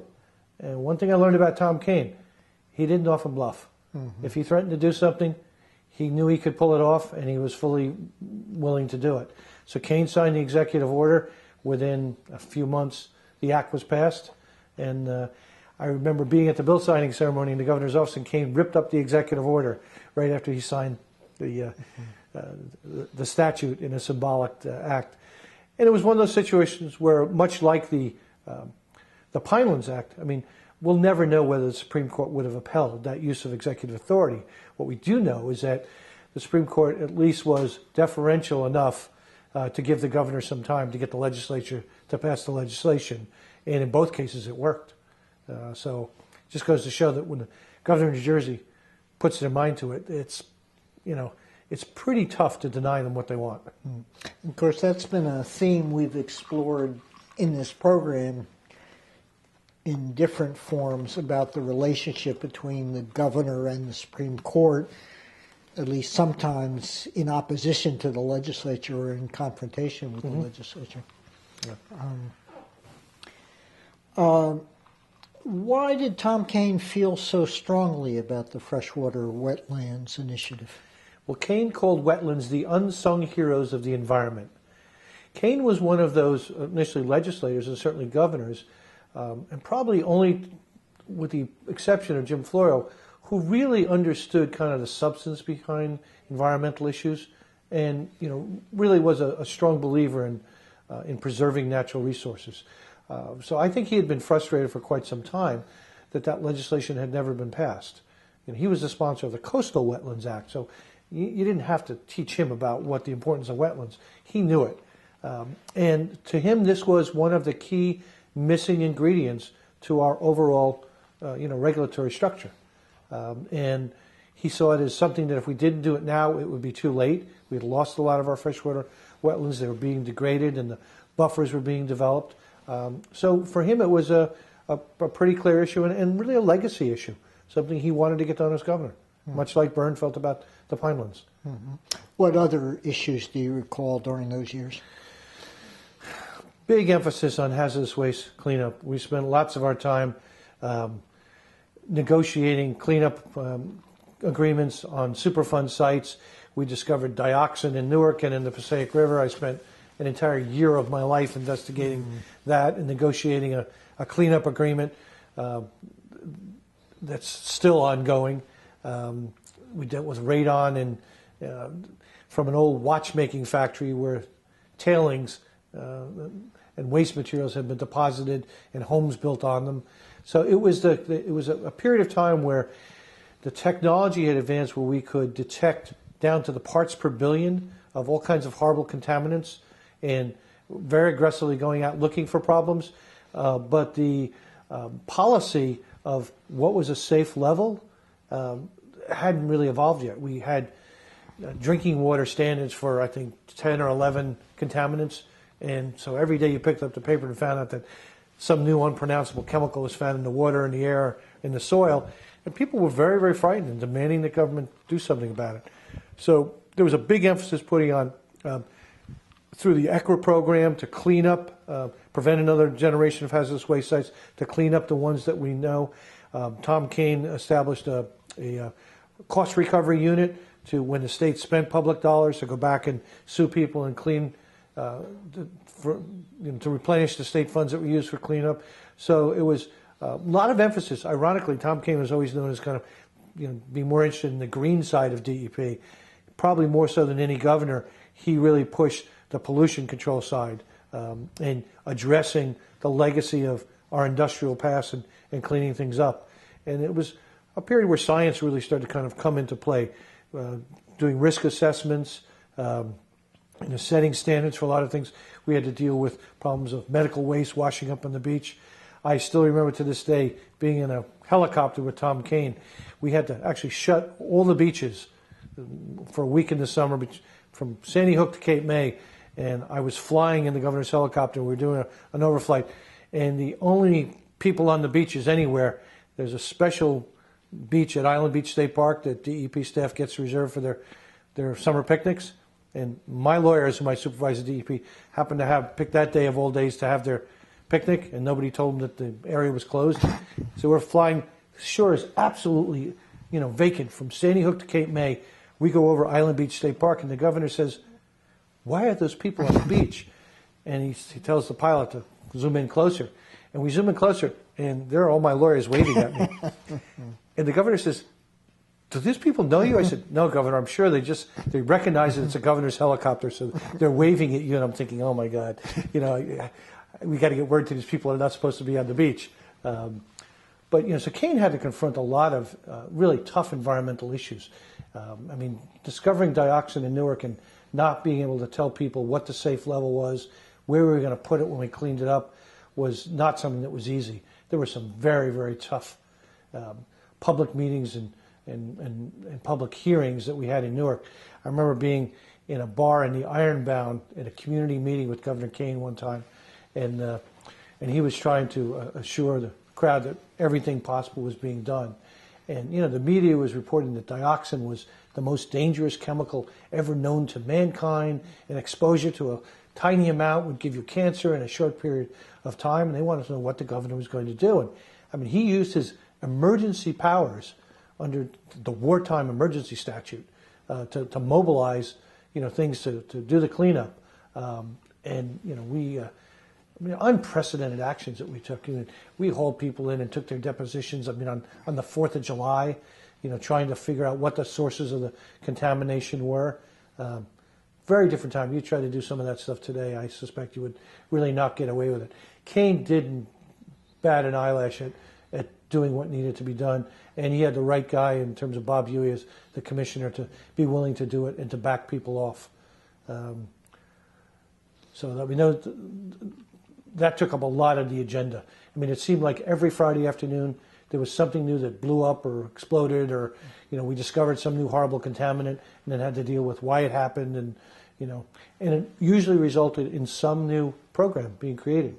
We created the Toxic Catastrophe Prevention Act during that period of time, the Right to Know Act, all kinds of things designed to protect the residents of the state from horrible environmental problems. So DEP grew like topsy. We were just constantly implementing new programs, which was really, really tough, because typically we would have a group of people assigned to a new program, to kind of get it up and running, and then we'd move them off to assign to a new program to get that up and running. And it reminded me of the guy that used to come in the old Ed Sullivan show and spin the plates on the broom handles. Mm-hmm.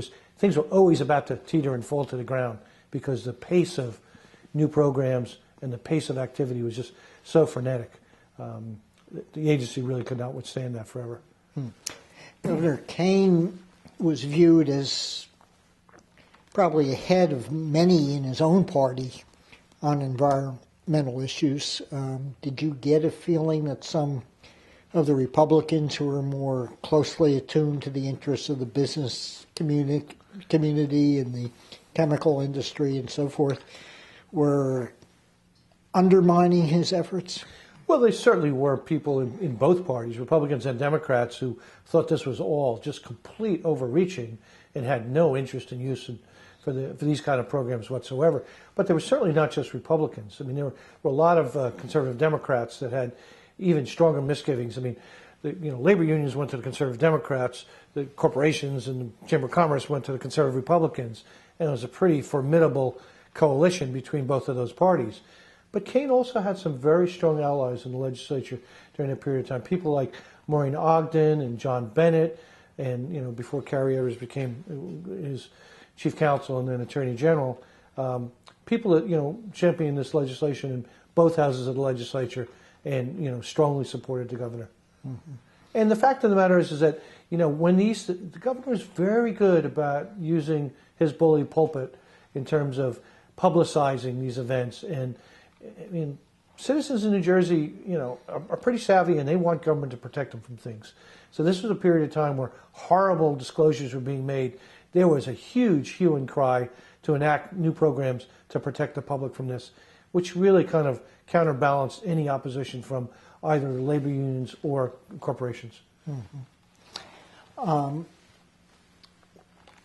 Within the department, as Governor Kane nears the end of his second term, what was your own sort of personal thinking about the next career move or role that you wanted to play? Well, I think at that time I just assumed I would spend my life at DEP. Mm-hmm. I was then deputy commissioner. I would stay as deputy commissioner under 3 commissioners and 2 governors. Actually left shortly before the election when Florio was elected, with some thoughts of going back as commissioner. That turned out not to be a reasonable assumption. Florio asked me to go back as deputy, and I did go back for a couple of months. It didn't work out particularly well. Persky was his chief of staff. I had never gotten along with him terribly well, and I remember in my interview to be DEP commissioner at the transition office, Persky interviewed me. And I sat down, and he smiled at me, and he asked if I was enjoying this as much as he was. And I said, apparently not. Why are you enjoying it so much? He said, because all of those people out there think you're actually being interviewed to be DEP commissioner, and you and I know different. Huh? And I said, oh, okay, well then why am I here? He said, you're here so I can, A, have a little bit of fun with you and tell you that there's no way I'm going to let you be DEP commissioner, and B, so that you can then go into the next room and the governor-elect will talk to you about coming back to your old job, because although I don't trust you to run the agency, we actually do need somebody who knows how to do the day-to-day stuff. And we're going to put our own person in there as commissioner, and you're going to back her up. Yeah. I, to this day, still don't understand why I agreed to do that, but I did. And I lasted for 3 months, and then left to come to teach at Eagleton, and then go into the nonprofit sector, which turns out was one of the best things I ever did. It was a great career move, allowed me to do a lot of different things outside of government. And that was a time when government was beginning to see its limitations in terms of budget cuts. There was a lot of pushback to the Florio taxes. DEP really kind of started hitting a brick wall in terms of getting the resources to do what it needed to do. So ironically, they probably did me a huge favor and saved me a lot of frustrations not having to deal with all of that. Well, going back to that Florio first year, where you were there at least for a few months, and you were a veteran of the tax battles of the 70s, what mistakes were made, or was there a misreading of history of the Byrne lesson? I don't think there was a misreading of history. I think Byrne allowed the legislature a lot of time to obsess about it and to consider alternatives and finally do the right thing. And he certainly had a hand in kind of forcing him to that. But he probably exercised more patience and just let the process play out.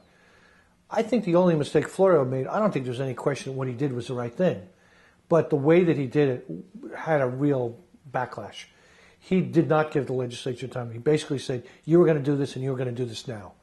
And it was much more heavy-handed. And, and which kind of reflected the kind of guy Florio is. He's kind of a no-nonsense kind of guy. And, he's done a lot of things, but suffering fools gladly has never been something that people would say about him. He was convinced in his own mind this was the right thing to do, better to do it sooner rather than later. But the times had changed politically. Democrats in the legislature paid a price for doing that very quickly. Probably would have paid some price for doing it however long it took them to do it and however they did it. And then that came back to haunt Florio, and he ended up not being reelected, particularly when Whitman offered to cut taxes in the final days of their campaign.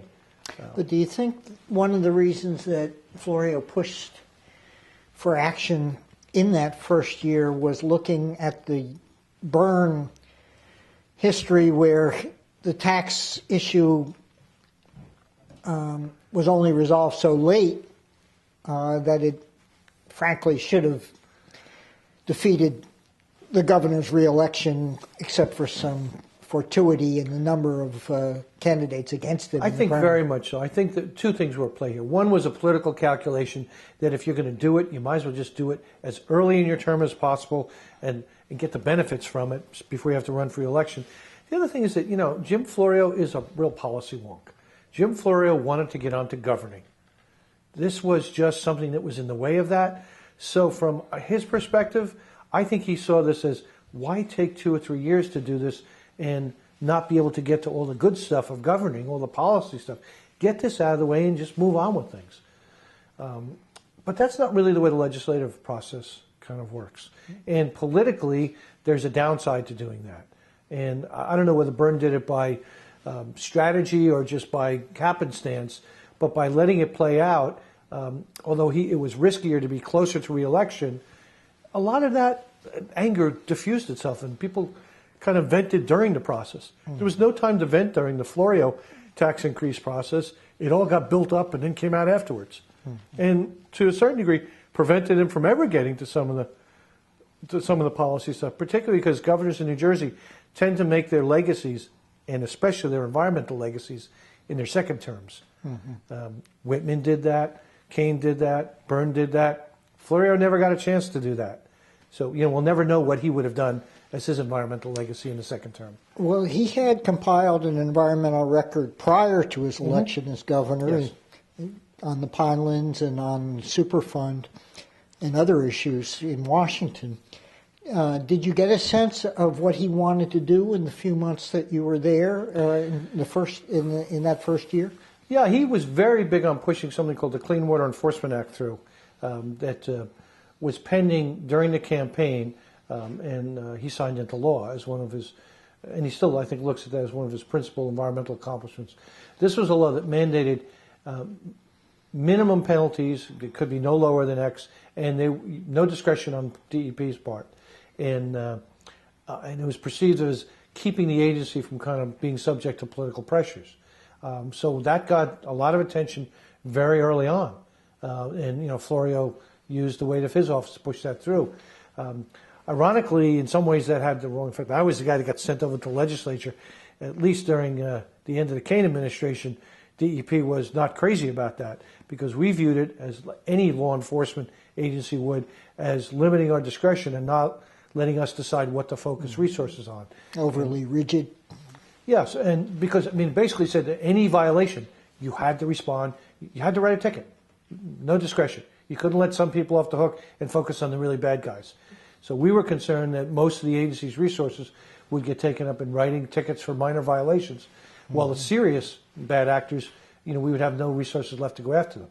And, I went over and, talked till I was blue in the face, opposed it. It was one of the reasons I actually had to disappear for a while just before the election because, I had been a kind of a chief opponent of that.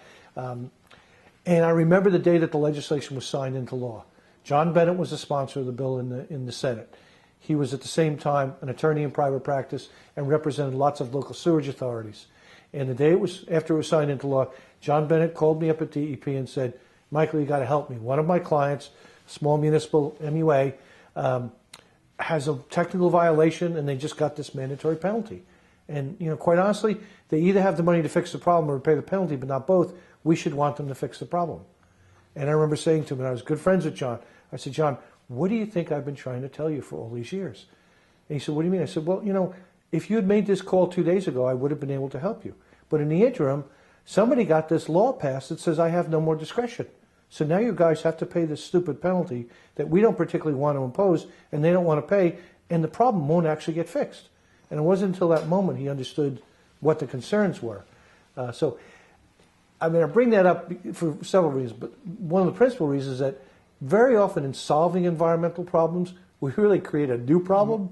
I suspect that's not just in the environmental area. But in New Jersey, because we have been at the forefront of a lot of these things, we haven't had the luxury of looking to other people's experience. So when we try things, we're usually either in the first wave or the first state to try it. We've made a lot of mistakes, and we've learned the hard way that we solve problem A and we create problem B, C, D, and E. Clean Water Enforcement Act, I think, is a perfect example of that, because a lot of local governments, at a time when property taxes were rising and budgets were tough everywhere, were suddenly hit with these penalties that DEP had no discretion about imposing. And I think it had a lot to do with building the reputation of DEP as this arbitrary agency which was unfeeling and, banging people on the head whenever they got a chance. And the irony was that the agency never really wanted to do a lot of those things. It was a response to a political situation that created a new problem. Mm-hmm. Now, moving past the Florio administration, unless there's anything else you wanted to discuss. I think the only other thing to say about the Florio administration is that Florio put into place the groundwork for what would later become the Highlands Commission. He created a task force shortly before the end of his term with the full expectation that we would create a Pinelands-type commission for the Highlands. And I think he's not really given a lot of credit for that. He clearly had that kind of long-term view. Mm-hmm. McGreevy would later kind of implement that and get the credit for the Highlands Act being signed. But it really has a lot to do with the groundwork that Jim Florio laid. And Florio later obviously would become chair of the Pinelands Commission. Right. Now, the Whitman administration, I guess the major environmental initiative was the Conservation Act. From the outside, you were obviously concerned and interested in that. Give a little history of how that developed. Well, by this time, I was the executive director of the Nature Conservancy of New Jersey, and we saw that funding is critical. During her first term, Christine Todd Whitman appointed a Governor's Council on New Jersey Outdoors, and I got to serve on that along with Maureen Ogden and Tom Gilmore and lots of other environmentalists. And our charge was to look at different possible sources for a stable source of funding for open space and farmland preservation. We'd always had kind of a boom and bust experience with open space funding. We've had 9 Green Acres Bond Acts. So when we had a bond act and we were flush with money, everything was fine. But that tended to get used up in a couple of years. Then you had to wait for the next one. And it was hard to plan. And, we had these cycles where there was plentiful money and no money. And the thought was what we really needed going forward, because we had so little time to save what was left in New Jersey, we needed a stable source of funding. We tried to get it as well for stewardship and for kind of managing land as well. We didn't get that. Whitman decided to make that her legacy issue. And, I had a great experience doing lots of public events with her and got to know the governor very well, basically campaigning around the state for the better part of a year for the constitutional amendment that would dedicate $98 million a year in existing sales taxes. It was truly ironic at the time. Every new tax that was proposed as a potential source of stable funding for preservation was rejected.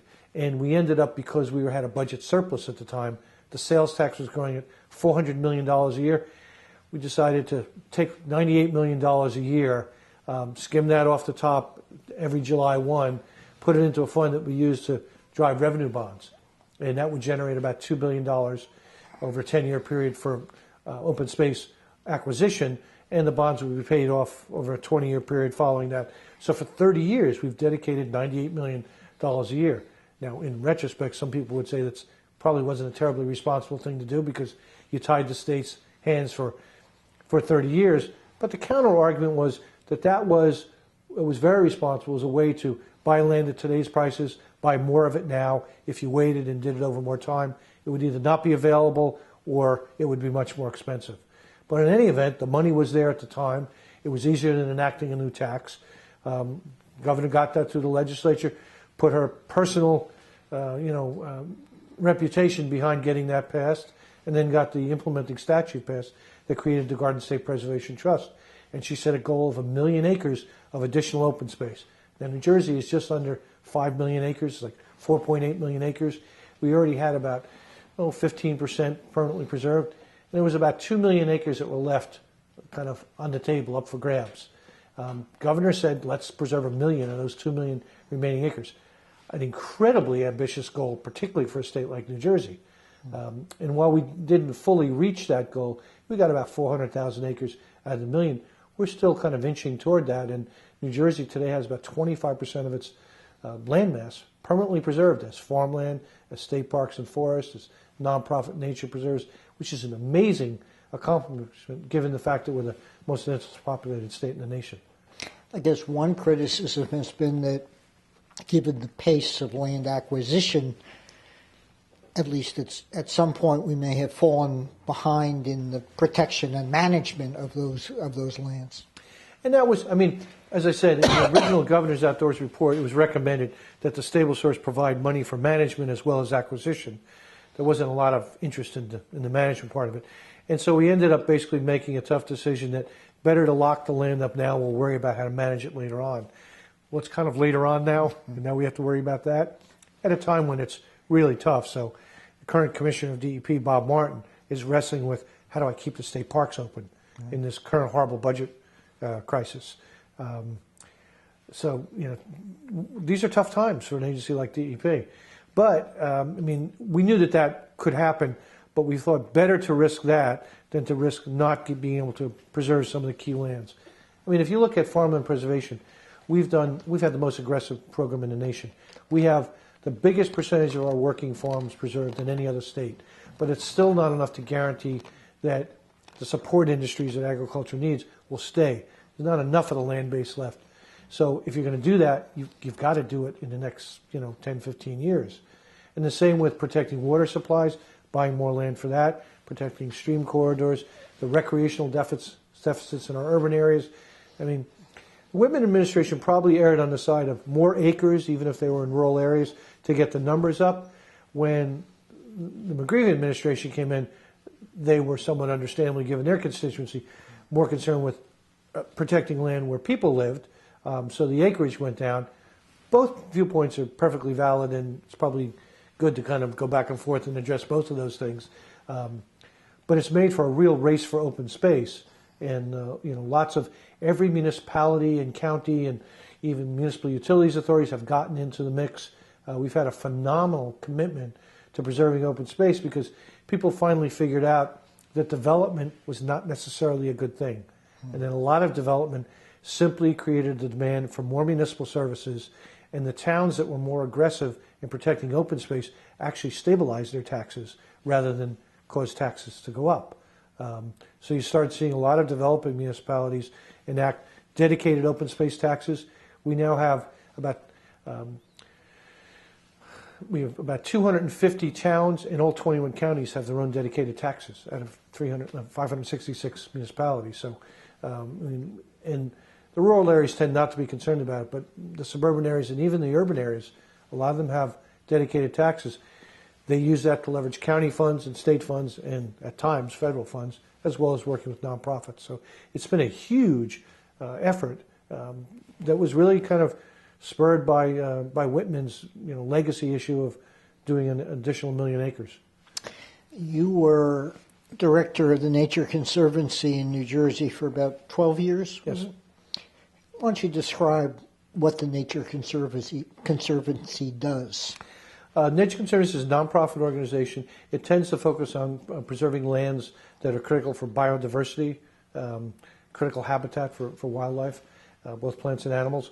But they're also a very kind of they're not an advocacy group, and they tend to work cooperatively with industry, with local governments, with anybody, with the other members of the environmental community, and they tend to try and take a business approach using market incentives to conservation.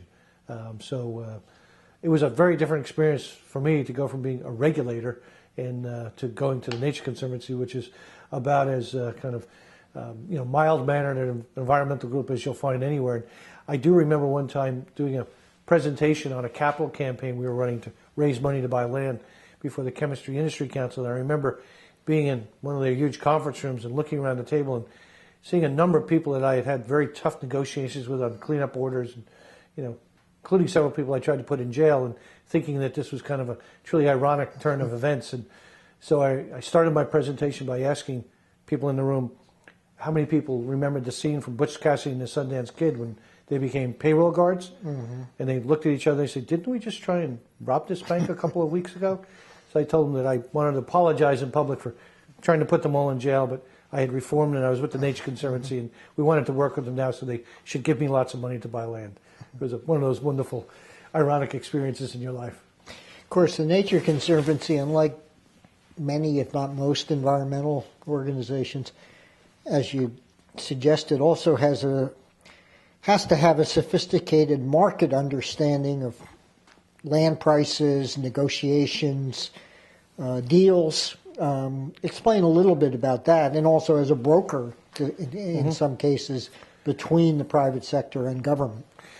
Well, I mean, we worked with a lot of different people. We worked with a lot of economic interests. One of my favorite deals was we worked with a family down in the Pinelands that owned 6,000 acres of land, and they bought it with the intention of having a very extensive development there.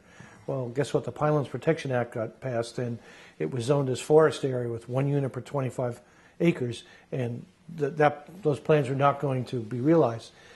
We reached out to them because it was a critical area for us. We were buying land there, and suggested to them that maybe there's a way for them to get an economic return by actually donating it and having a small part of it. They had mining rights, continuing the mining, and then sheltering the income generated from the mining with a donation of most of the acreage. And over a period of 2 or 3 years, we worked very closely with them, and they ended up donating all but about 150 of the 6,000 acres in 3 different transactions, structured by time to maximize the tax benefits. And I remember at when we finally kind of sealed the deal, the patriarch of the family was very, very pleased. And we went out to dinner to celebrate it, and he looked at me and said, you know, there was a time when I really thought that my family's future lay in developing this land, and I was really very bitter when the Pinelands Act got passed. He said, but, you know, you've really given us a new alternative, and we really appreciate, you know, the time you've taken to do this, and I really like kind of this legacy for my family. I looked at him and I said, maybe this would not be a great time to tell you that I was involved in drafting the Pinelands Protection Act. And he just looked at me, smiled, shook his head, and said, it's probably just as well you didn't mention that earlier. That reminds me of the story of the Switlick family, which owned many acres, which were pristine forests, and donated it to the Girl Scouts, and the Girl Scouts named it Camp Wanda in honor of I guess the Switlick matriarch. Yes. But their lawyers forgot to put any restriction in the documents conveying the land to the Girl Scouts, and then that land the Girl Scouts eventually sold to the developers of Great Adventure, which it is today.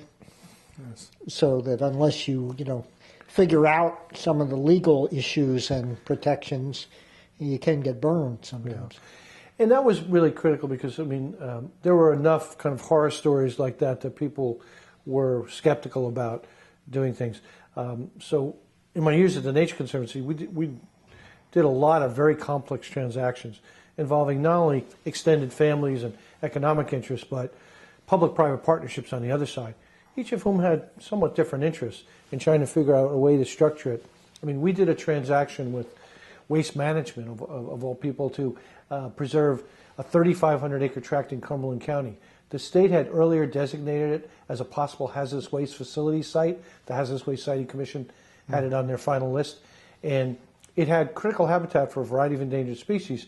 So they put it off, but they basically warned the locals, you better protect it and not let it be developed because, we'll be back. If you're going to develop it, we're going to put a hazardous waste incinerator there. Waste Management had taken over a mining company, and this was one of their assets. And they had no particular interest in mining the property, but they wanted to maximize their potential. We negotiated a 50% bargain sale. We paid half of what its appraised value was, and they got tremendously good publicity out of it. The local government got the assurances that there would never be a hazardous waste incinerator, but it was a phenomenally complicated transaction because there was an active sand mine there with 50 buildings and all kinds of environmental problems that had to be taken care of.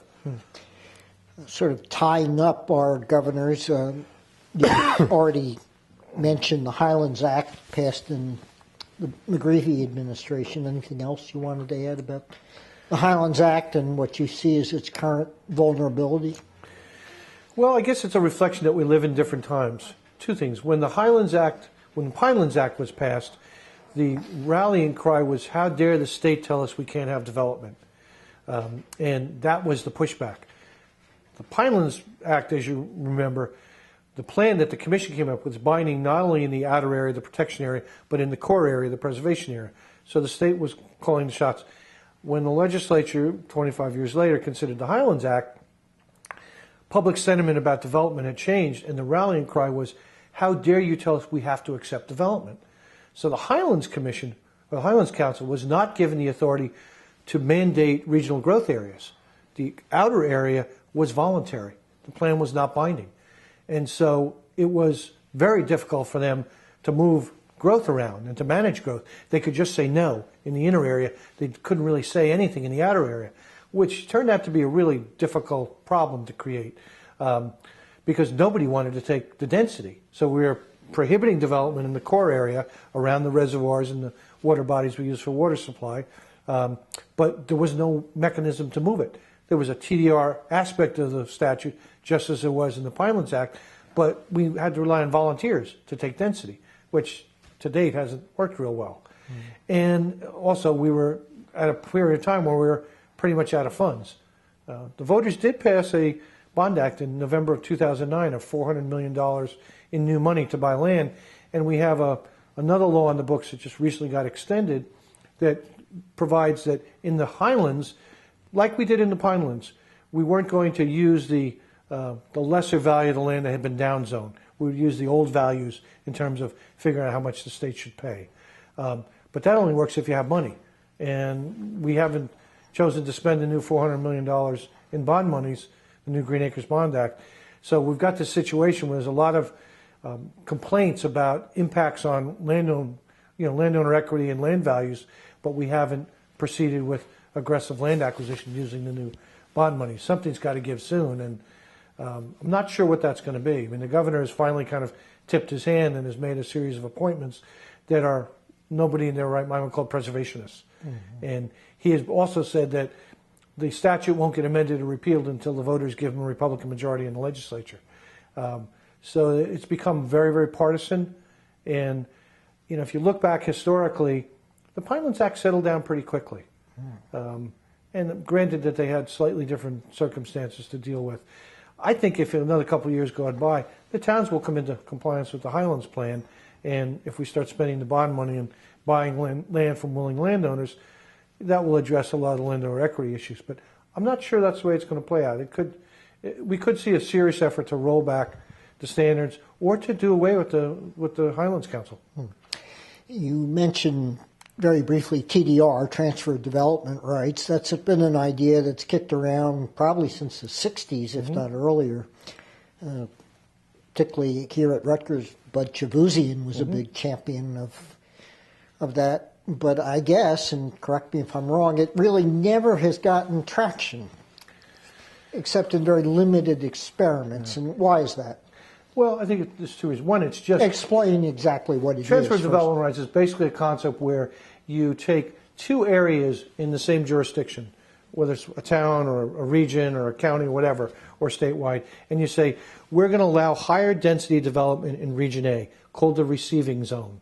And we're going to let people, instead of 5 units per acre, just arbitrarily say, go to 10 units an acre. But in order to get those extra 5 units, they have to buy development rights from the people in a more environmentally sensitive area that we want to preserve, either farmland or critical habitat or unbroken forests or stream corridors or whatever. And so you have a private mechanism to compensate the landowners whose land is heavily regulated, and an incentive for the private sector to do it because they can make more money developing at higher densities. So to begin with, it's a fairly esoteric concept that's very difficult to explain to people. We actually have some of the only really good working models in the country at play here in New Jersey. The Pinelands Plan has used, we call them Pinelands development credits there, very effectively to move density around. And we have had 2 municipalities, both in Burlington County, Chesterfield and Lumberton, that have municipal TDR schemes that they enacted by ordinance, and they preserved huge chunks of farmland and other environmentally sensitive land and created villages. Then we decided that we should do that on a statewide basis. So we passed a statewide TDR law that was supposed to create a series of incentives to encourage more towns to do it, the law became so complicated as when it's wound its way through the legislature that it became a disincentive. Nobody in their right mind would want to go through all the hoops, all the studies, all the things that you have to do to be able to use TDR. The irony is that it was always something that you could do under the Municipal Land Use Act. You didn't need any more authorization. So a lot of the opponents of TDR kind of stuck a lot of stuff in the legislation that was supposed to encourage it, so it's become a disincentive rather than an incentive. In the Highlands, I mean, there's a Highlands Development Credit Bank, and there's a little bit of money to buy development rights, but as I said earlier, no mechanism to move, to transfer that density unless somebody volunteers. And these days, nobody in their right mind is going to volunteer to take more density, because more density typically means more school children, more demand for police and fire and road, and if you look at the economics of it, development almost never pays its way. If you look at how much, even with our incredibly high property taxes, how much a typical house generates and how much it creates in a demand for services, towns always lose money, which means all the other taxpayers subsidize new development. So no politician in their right mind wants to do something that's going to result in taxes having to be raised. So nobody wants development anymore. But unless you have a way to kind of move the density around, we're not going to get the smart growth that everybody wants. Another initiative that was hyped at the time was the State Planning Commission, which I guess was enacted in the Kane administration. I guess Carrie Edwards was, I think, a big advocate of that.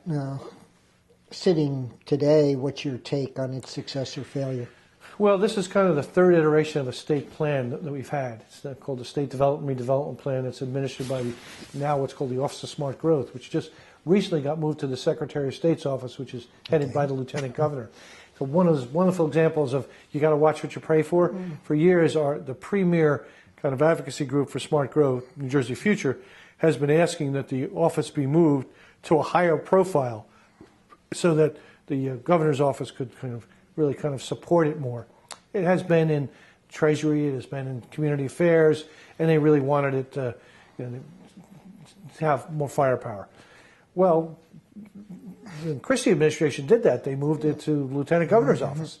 Problem is that this administration isn't real big on the state plan, and so the good news is that it's got a higher profile. The bad news is it's now directly under the control of people who don't want to see it be implemented. They don't have a whole lot of use for regional planning.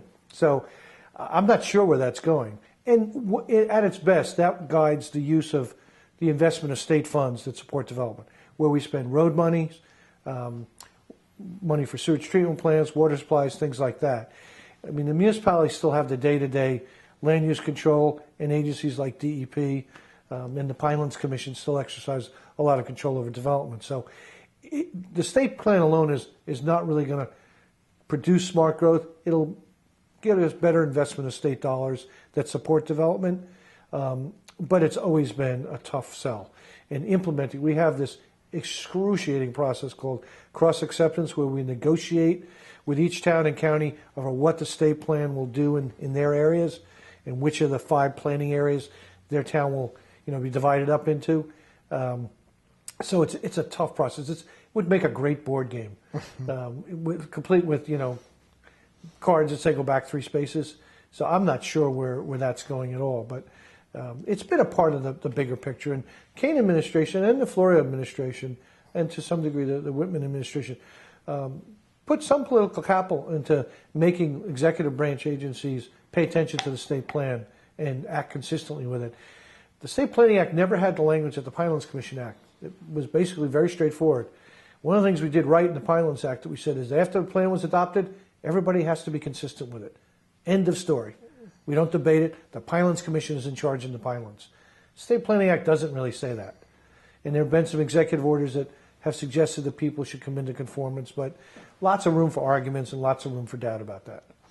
Even during the years of the more supportive administrations, such as Kane, Whitman, and McGreevey, is there any example of the state plan actually changing any state decision or development decision? No, I don't think there's one specific example. I think over the long term, how the state has chosen to invest its own money has long-term implications, but nothing that drives decisions on specific developments that's, terribly illustrative. Right. It's also been a time when, the State Transportation Trust Fund is broke. Apparently, we can't raise the gas tax to pay for it, which still amazes me.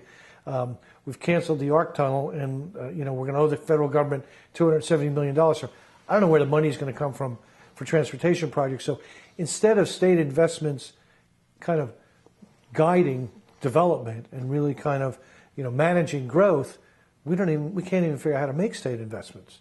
The federal grant program for sewage treatment plants has been converted into a loan program, so that's clearly not driving a lot of behavior. There's lots of things that make it more difficult to develop, but there's very little that makes it easier to develop in appropriate places. We've never quite cracked that nut. That's one of the challenges for the future. Mm-hmm. After you left the Nature Conservancy, you set up your own company. Describe what you've been doing under that umbrella. Well, I spent a lot of years at the Nature Conservancy doing these fairly complex deals with lots of partners and looking for new sources of revenue to pay for them. Land in New Jersey is expensive, and particularly if you're going to get creative and get a lot of people involved and work on a scale that can make a difference. And I realized that some of the things that I was doing were benefiting the Nature Conservancy, but really ought to be done to benefit the entire conservation community, local governments, as well as the nonprofit sector. So I decided to set up my own nonprofit that would basically specialize in offering financial and technical assistance to people trying to do either land preservation or restoration or stewardship projects. So we set up a foundation without having an endowment, essentially. And we specialize in things like matching up potential projects with sources, either philanthropic sources or regulatory sources. So, for example, we've had a pretty aggressive natural resource damage program in New Jersey that I mentioned earlier. We identify projects now for people who need to replace those 26 acres that I referred to in the right place to offset the damage to groundwater. We identify potential projects and serve as an intermediary and a matchmaker to bring those parties together. We hold those funds and then re-grant them and supervise that project, help them find other partners and other sources of funding to make the project a reality. So it's a very kind of special niche. It, as much as anything, reflects the fact that I've spent half of my career being a regulator and figuring out ways to extract things from people to make them compensate for the damage they're doing, and the other half of my career trying to do land preservation deals and finding money to do it. So it's, this would not make a good for-profit business model. It's lots of people say, well, how do you ever make money? And the answer is we really don't. We subsidize it. We raise money privately. But it's something that does need to be done because, the whole premise of this is that if we can make it easier for people to come into compliance with environmental requirements, business people get this. They want to write a check and get on with their core business. And they want to do that as soon in the process as possible, and they want to do it with some finality. So very frequently, we can find a way for them to satisfy their requirements. And if at the same time, that can provide the resources to do some things that the private sector and government working together might not have, everybody wins. So we've been pushing that boulder up the hill for 8 years now. It's been very challenging, but also very rewarding. And I now fully understand why it's a lot easier to run a foundation when you have some sweet little old lady who has died and left you a room full of cash that you can use as an endowment and give away 5% of it every year. But that wouldn't be nearly as much fun as kind of figuring out where the money ought to come from. Before we close, from the perspective of the different hats you've worn in your career in government, the nonprofit sector, academia, and so forth, how do you see the role of the governor in New Jersey from the start to now? Some people have suggested that the governor's position now is somewhat weaker institutionally, that the legislature has become a stronger institution because of politics, because of fundraising, because of the importance of money, because of the leadership ending their old practice of rotation, so that they have become more significant political figures. Others have pointed to the lieutenant governor as sort of diffusing the focus of the governor as the sole statewide elected official. What's your take? I think the only thing that's really changed is that we now have 2 statewide elected officials, lieutenant governor. But I don't see the lieutenant governor, at least in the short term, as being a threat to the powers of the governor. If anything, gives the governor the ability to kind of balance the ticket and make it easier to make political deals and to work in coalition with other people. Money in politics has changed, and leadership political action committees, for example, give leadership people in the legislature enormous influence over what happens in the legislative process, and the ability to raise more money from people who want to influence the legislative process. As a result, we've seen longer tenures for Senate presidents and Assembly speakers because they have big PACs to basically kind of augment their power and stay in power. And so where leadership used to rotate, every couple of years, in the last 10 or 20 years, it's tended to be there for a good long time. Having the current Senate president oust the former Senate president was really a pretty remarkable occurrence. It's not something that has happened very often in recent history. But the governor of the state of New Jersey is still incredibly powerful. If you look at his appointive powers, if you look at their light on and veto powers, conditional veto powers, it's still one of the most powerful executive positions around. When used properly, when you put the full weight of that office behind a legislative initiative or taking something directly to the people, it's pretty hard to resist that. And I think our current governor is a perfect example of that. He definitely has his own thoughts about what needs to happen in New Jersey and has made a big dent in that agenda. Whether it's kind of the municipal toolbox to control property taxes or taking on the teachers union or curbing pension and benefit expenses for state employees, he's got an awful lot that he can do. And he is not shy about putting his people in. Highlands Council is a good example of that. He's just nominated a majority of the voting members of the council. One of the things that I think none of us understand is that the Corzine administration actually did not use that power very much. And they left office with lots of vacancies on hundreds of boards and councils and commissions and lots of holdover appointees. And so they gave the incoming administration the ability to reshape all of those very early in their administration. Usually, legislature does that purposely with staggered terms so that, there's some continuity in some of those things that is a limit on the governor's authority. This governor got to come in with the opportunity to reshape government because of a failure to make those appointments. That's not something that has, to my knowledge, ever happened before. And this governor is taking full advantage of that. And I think, to be fair to him, he's doing a number of things that would have been very difficult for anybody to do. The problems that we've seen are things that have been building up for a lot of years, caused by legislators and governors of both parties, where we've been kicking the can down the road and not paying attention to the things that need to be done long term. And they built up into such enormous problems that you have to have draconian measures to do them. So he's the guy that gets to deal with it all, which ironically has made him popular in the short term. It would be very interesting to see that in the long term. But the other thing I would say is that that's probably a bigger curb on the power of the governor than any of the other changes, is that government just in general has limitations on its ability, somewhat derived from the budget limitations and the financial crises, but also kind of political curbs.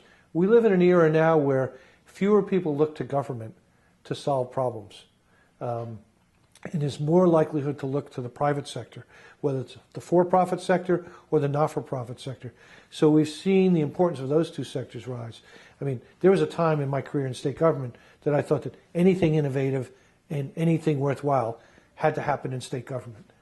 And over the years, as I've gone to academia, gone to nonprofit organizations, I realized that there's a real role that in some ways the nonprofit sector can do things that government cannot do. But working with people, they're more limber, they're more able to bring private resources to the table. Government is kind of drowning in its own procedures. And, and that's probably not going to change anytime soon. And so the real challenge going forward is that how does government work with other sectors, particularly the nonprofit sector, but also the for-profit sector, in coming up with innovative solutions to problems? That's going to be a real challenge.